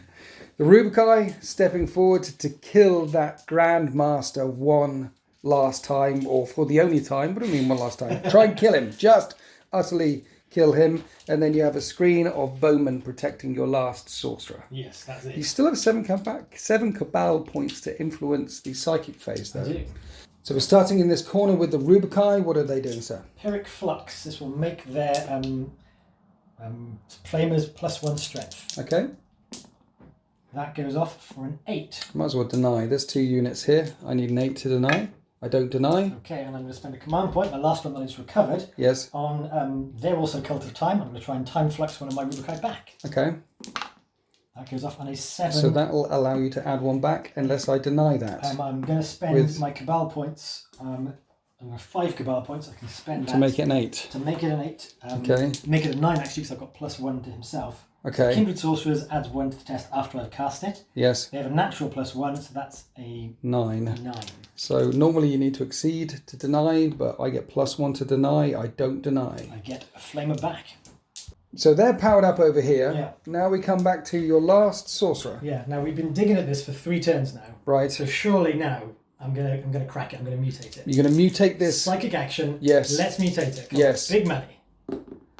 It's not big money, but it does go off. That's a 5. Yeah. I will 6 because of attempt them. to deny it. It's a 6. I It's don't done. deny it. You've finally mutated part of the landscape. We're going to call an orbital strike now. But that will be 3 victory points. Well done. There we go. Right, shooting phase. You're going to do the bowman one more The time. bowman, yeah, you Trying to kill my you have no grandmaster. more command points. You can't wriggle out of it this No. time. Hitting on 2s. Yes. Now this is where 6 is auto wound. We got that wrong last time, All right. but it didn't matter. But if I roll It's 6 is to hit. It's it will be an auto auto wound. Okay. because 6 is to auto wound doesn't make any sense. Yeah. So that's an Well- auto wound, And they so and they're 5s to wound. yeah. Okay, Yeah, so one auto wound, minus 1. Can you do it again? 3 up save. Yeah, of course, Of course he you can. can. He can, of course. Right. That's the shots here. So now we have all the warp flamers doing their thing down here. So what's the plan with the Rubikai Plan stylus? is because of that spell I got off. Yep. All their flame weapons, which is the whole unit. He's Yep. got a pistol. They've got warp flamers. Yep. Is increased by 1. So Yep. you're going to be wounding them on 3s. Terminators and 3s. So because he's super tough, anything I shoot at him will be wounding on a 5 anyway. Yep. So the pistol is going into him. Okay. He's too far away. 5 warp flamers into them. It's a warp flame pistol, right? It's a warp flame pistol. D6 shots into my D6 shots. cancer. -2 and wounding on 5. So let's save that to the end. Oh, right. Out of the money shot, let's do 5 into them. 5 into the terminate. 5d6 auto hits. 5d6 auto hits. And you light them up with flamers from the wall. Not bad. 17 hits, wounding on 3s because of the spell. And these are all AP -2. 12 wounds came through at AP -2, so I need to make a chunk of 4-up saves. Terminators have 3 wounds each now. That's 1 dead, another 1 dead, and 1 is down to 1 wound. For the warp flame pistol. Yep. Something I like to call 7th time lucky. Okay. Okay, this is the number of shots. Yes. It's 5 auto 5 hits. And it's wounding. 5's to wound. 5's to win. 5's to wound. Yes. 1 wound At at AP? -2. AP -2. So you're saying he's a 4-up save or he's dead. Warp save or he's dead. And I haven't got any Heard command this points. before. Does the Emperor protect? One more time. No! The Emperor does not protect, and finally, my Dread Knight, Grandmaster, gets taken out. And that's the end of the shooting phase. Would you like to charge the Terminators? No, that was my win condition. Grandmaster and the Dreadnought's gone. Okay. Happy. They're not doing anything because they're doing the data. That's the end of your turn. You are engaging, you are retrieving, you are on 2 objectives right now. Let's rack up some points. With the Thousand Suns finally mutating a little bit of the landscape, they're up to 53 points to the Grey Knight's 43. But at the start of my turn 4, I am on 5, 10, 15 points for the primary, and I've got a lot more assets left as we go into Grey Knight's turn 4. And so after picking up 15 points on the primaries, the Dreadnoughts and the team that was in the corner turn around to deal with these interlopers that came down here. My Terminators are going to try and deal with these Rubikai over here. And then I'm moving forward in the centre. This is a lot of Storm Bolter fire about to come out on the Zangor Enlightened. The last team I actually advanced, because next turn I can be more than 6 inches away from the... I can retrieve Octarius data in turn 5. I'm also engaging on all 4 fronts now for 3 points.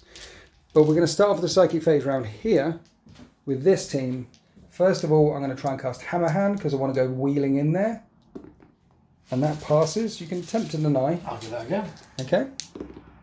You don't deny. And then I'm going to spend what's it called? Command point for Psychic Focus, Mental Focus. The one that allows me to do another power. And the one is going to be extra attacks. And I perils myself. And I just spent the CP I got back this turn. So I do 2 mortal wounds to myself. And I shrug one of them, but one of them was injured, and for some silly reason I put it on the hammer. So I've only got 2 guys left there. Oh. But we have got extra attacks. Now, let's do some more psychic stuff. There is a couple of cheeky smites that are in range from here and over there. And this team managed to put 2 wounds on the sorcerer.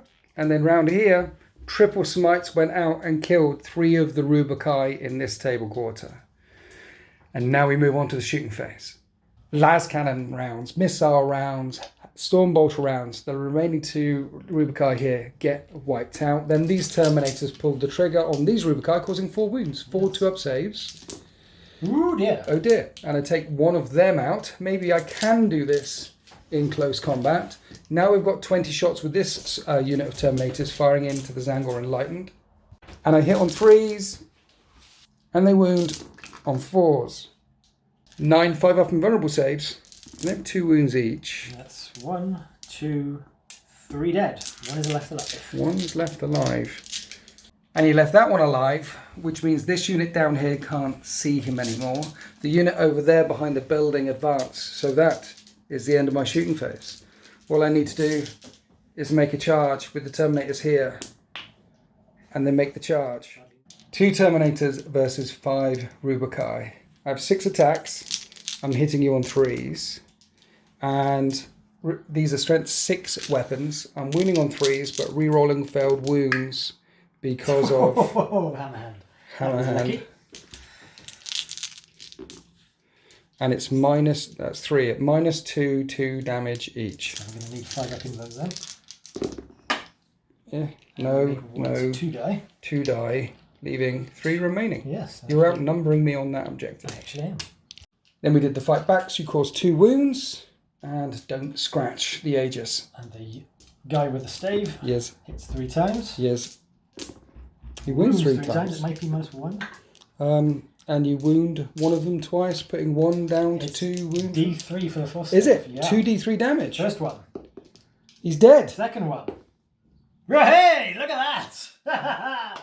The remaining squad of Rubikai around here just refuse to die. Something they've been doing for 10,000 years. But at the end of turn 4 for the Grey Knights, there is only 1, 2, 3, 4, 5 models remaining for the Thousand Sons. This last shaman has a leadership test to make and manages to hang in there. And now we're going to rack up some points for the Grey Knights. I didn't get any points for retrieving Octarius data this turn, and because they killed my Terminators, I just get 2 points for engaging all over the place, which puts me on 63 points to the Thousand Sons 53 points at the end of turn 4. Here we are, partway into the Thousand Sons phase. It was 63-53, got 10 for the primary, making it 63 points each. Yep. You're trying to do the warp ritual on here. Indeed. This time you need a 5. Need a 5. And I may as well use my last Cabal points to boost that by 1 because there's nothing else to do. So that's now a 12. So I can't deny it. So you've denied. Mutated. You mutated 2 bits of the battle grid here. This guy's on the way up. He's done a grand job. Yeah, he's killing things. He's been knocking out Terminators. He mutated on the first attempt, unlike the rest of them. Yeah. Yeah, up for the aspirations. Survived a charge by a Dread Knight, and then survived a charge by some Terminators. I do keep track of what the sorcerers do, and this guy has gone way up in the enumerations. Nice, okay. So 10 points on the primaries, getting to 63 points. 3 points for mutating that objective, 66 points. And you've jumped forward, you advance with this guy here, getting a grand total of another 2 points, 1 minute. 68 points, final score 68 points, and painting standard 78 points at the end of Thousand Sons. Turn 5, let's go on to Grey Knight's turn 5. Then at the end of my turn, I move forward with that unit there and retrieve Octarius data, meaning that I've got the full 12 for the Octarius data just like you. I've engaged on 3 fronts, so 10 points for engage and 15 points for the direct assault in the middle. So 15 for that primary, then 10, then 12 for the secondaries, and I've maxed out my primaries at 45. Yep. The final score for the Grey Knights is 82 points, and with the painting standard, 92 points. So it is a Grey Knight victory, 92 points to 78, and this is the way the world ends. 92 points. What happened there? My Dreadnoughts are still alive. This squad is still alive. A strike team there is still alive and behind there. And that Terminator... What? Congratulations. Well done. Thank you. New codex and all that. Brutal. Woo. Well, I mean, your Thousand Sons trickery, there was stuff coming at me from the sides I didn't know about. I learned a lot. I learned don't take a Warpcraft secondary against the Grey Knights. What, when they can shut down? Yeah, that Warpcraft thing. Well, 3 times the psychic action. That gets potential lots and lots of points. I was tripping up on. So that was one thing. Yeah, well, but against any non-psychic army, you'd take that other one, which is so long as you kill more models in the psychic phase than your enemy, you get 3 points. So you do that against Admech, against Drukhari, against Necrons. Here's 3 points for playing Thousand Sons. That's what that one is. Yeah. There's also, I made the mistake that I try and catch other people in, because I put 1 unit in the middle of all the smites. You should try and stagger the units out so the smites will hit lots of them. Yeah. And I just gave you the enormous nugget and you just hit it like a train. So all the Terminators, a huge amount of points gone. Well, see, the thing is, I know they've all got Hammer Hand. And they can all cast it now. And I know they can all get an extra attack and they can all cast it now. And I know they've all got reroll charges. You can give that wide. But really, Smite. And +1 to cast. Smite. And the funny thing is, there were lots of powers I didn't take that were mortal wound dealing ones. Yes. And there were lots of smites I could have done. Yes. But you were saving a lot on that flyer. That's incredible. Yeah. The mortal wounds, the perils, the things exploding. Things that you don't expect to save them, like it's the old Death Guard ability. You just get that now, and that's fantastic. Especially with a psychic army that is always very vulnerable to mortal wounds. Exactly, because you don't get the save to mortal wounds. No. So if you did the amount of smites back to me, I'd have saved 1/3 of them. Yeah. So I couldn't have smitten you. You're very good in combat. Well, Grey Knights always were. Yeah, they're a great strike team, and you got plenty of stuff there. You're not kind of outnumbered so much. What do you think of that 6s to wound in combat doing mortal wounds in addition? With the amount of attacks they dish out, that's very tasty. And I guess it gets past, because though it doesn't look like it, you didn't have a lot of AP coming at me. No. I was saving all the low stuff, all the Stormbolters were just bouncing off my armour. So you need a way to get through armour. And I guess for Grey Knights, apart from their weapons, that's getting in close and just knocking out the mortal wounds. Because you can surround a knight and just keep on whacking at it and get some 6s. Yeah. I don't feel like I got many 6s, but in each turn, I think I didn't get many each turn, but there must have been 2 or 3 a turn every turn. Yeah. So essentially, as well as doing the smites in the psychic phase, the mortal wounds in the psychic phase, in the assault phase, they're reliably putting 2, 3 mortal wounds out, 2, 3 no mortal wounds out. I can't even try and deny it. It's just coming at me. And again, I had great armour, so I was saving all your attacks on 2, 3 up. Yeah. But when the mortal wounds come in, they're down there again. I know. And I didn't manage to... I was trying to do the combos, like hammer hand them up for reroll the wounds, and then give them the psychic power for the extra attacks, and then go flying in, because then you're hitting. If there was a dude... You could make Terminators hit on 2s as well. Yeah. And then reroll 1s if there's a Grandmaster there. So you can slingshot them in, hitting on 2s. You give them an extra attack. You can give them an extra attack if there's an Ancient nearby as well. That's an extra attack. Okay. If they all had falchions, that's an extra attack.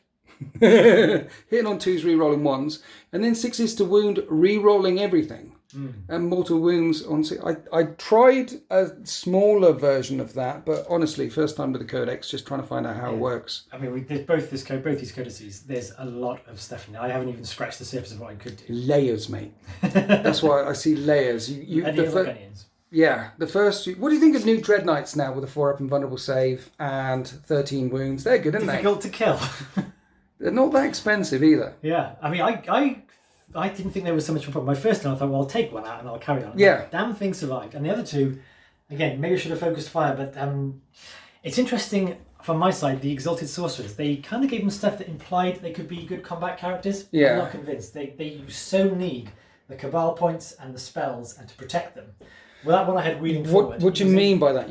What? I had a guy with a sword and the disc, and he was boosted up. And I know he failed up his saves, but he was in there in the mix. And maybe I could have put him a bit safer for his follow-up. But ultimately, any Smash Captain you do, any kind of combat character, is vulnerable to the counterpunch. Yes. And you really don't want to lose. Because again, I was on the back foot. When you took out 1, 2, 3 of my Psychers, it was over for me because there's no way back after that. Well, that's the true point, actually, because when you do Smash Captains and Space Marines, they're kind of like fire forget missiles. Yeah. You know you're going to lose them. Yeah. But you send them in to do the damage. Yeah. Sometimes they can tank it. Sometimes you can tool them up, particularly if you're Deathwing or something like that, so they can take at least one hit back. Yeah. You send in your Smash Captain, it does the damage, and it dies. Or you've tooled it so it can take a bit back, and then it does it again, then it dies. Yeah.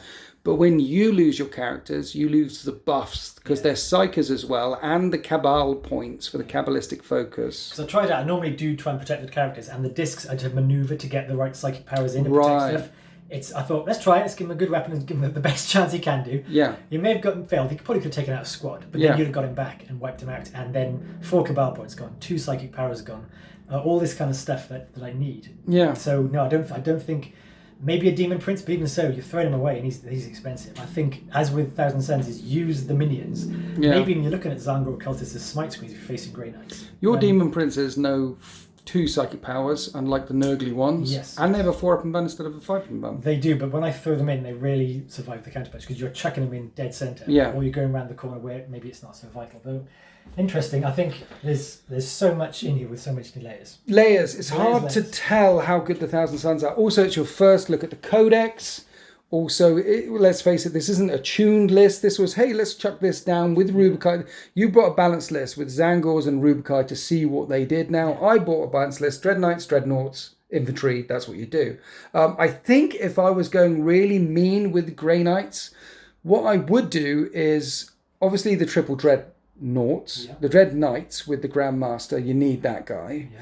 But I'd probably bring in lots of little units of Interceptors jumping around all over the place because they're fast, and the smite and the jump move.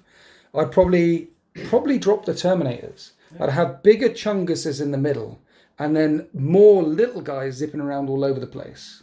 And I think little 5-man squads of strike teams just adds smite, adds hammerhand, adds more denies, adds more... I'm not sure if Terminators are the way to go. Mind you, 3-wound Terminators are lovely. What do you think of 2-wound Thousand Suns? 3-wound Terminator Thousand Suns? Very impressive. I mean, this squad wouldn't be here. They took a big hit from several corners. Yeah. And they're still here. The one over there, again, you wiped them all out in the end when they overwhelmed them, but they stuck around and they normally don't. And I think the future, I'm thinking out loud, More rubric. More rubric? More rubric. Get them out, spread them out. They can do damage now. To be fair, yeah, a unit of 10 Rubikai is still here. Yeah. That fearless really helps. Yes. It doesn't matter if you lose 6 or 7 of them. There's still 3 guys on an objective. One of them's the caster, and he's got the Force Stave, and he's got the psychic powers. Yeah. And if it's Cult of Time, he can refresh the Add unit. 1 back in. Yeah. Imagine they're 21 points each. 21 points each, yeah. So 50 of them? So 1,000 points, 1,100 points. Yeah. So 50 of them, that's 50 2 wound, 5 up invulnerable save, fearless troops. I'm not sure if there's a cap on Cabal points, but if you had that in squads, you had 10 squads with 10 icons, yeah, you're getting 20 Cabal points just off your infantry. Just off your And it's infantry. infantry that can do stuff. And that's They have 1,000 flames points, right? And soul reaper cannons, which are quite impressive now. And you've got to remember as well, your bolt weaponry is AP Which -2. is very good. And again, you don't often need to turn off the invent save when you got -2 because No. you're just hitting the normal thing anyway. Yeah. It's that fearless thing. And the reason why it sticks into my mind, the fact that you don't have to roll morale, the reason why that sticks in for me is because I play with Death Guard and my Poxwalkers often. Yeah. And the number of times it's come in clutch, where then there's one dude left on that thing, scoring you the thing, up against Terminators or something massive, and it's like, haha, I'm troops. I think we're big hits. How many Rubikai have you got? I've got 20, I've got 30 if I paint them all. I thought you had like tens of thousands of points. No, it's I like a little bit of everything. I don't have all the chocolates from a chocolate box. Yeah. Like I said, we had the Meatloaf Vortex Beast. I got 2 of them. Yeah. You never know. They're galloping forward. Well, see, again, the Meatloaf Vortex Beast, is it bad? You got lit up by las cannons and the Dread Knight, and then I charged into you. I think that was probably, it's a 140 point model. I think that's probably what should have happened. Yeah, and again, this is how you use the list. I've got to think about it. If they're throwing forward and distracting you, I've got to be thinking of other things to do whilst they're being distracted. Yeah. So there's that too. And maybe I should have sped them at the centre and forced you to come at me. Yeah. And then you come into the smite. It's all the combinations. If you come at them to destroy them, I should be able to have a counterpunch ready, which I kind of did with the Warp Flamers. It's the ways you use things, and I like to use the whole codex. I wouldn't want to go one way or the other. Yeah. Okay, so I think we'll wrap it up there. Your DZTV stylus on the Instagram. DZTV_stylus. DZTV, we're all there, but yeah. Yeah, DZTV_stylus on the Instagram. Write a comment in the YouTube section so I can pin it, because you've also got your blog. The Wolf Boot Chronicles. Write me a comment so I can pin it, because if you just tell me what it is, I'll screw up the links and things. The battle mat is from JW Gaming. So they also do loads of battle mats, just a humble battle mat UK guy he started off making battle mats for his friends. Yeah, and now he's doing these things. So this is the Deployment Zone 1. If you get this one, we get a bit of kickback. 4grandpublishing.co.uk for the scenery here. If you like this sort of thing and want more of this sort of thing, then please consider subscribing to deploymentzone.tv, where you can get more of this sort of thing and more awesome content, podcasts, community content, things like that. I like that game. That was good fun. That was very interesting. Happy wargaming.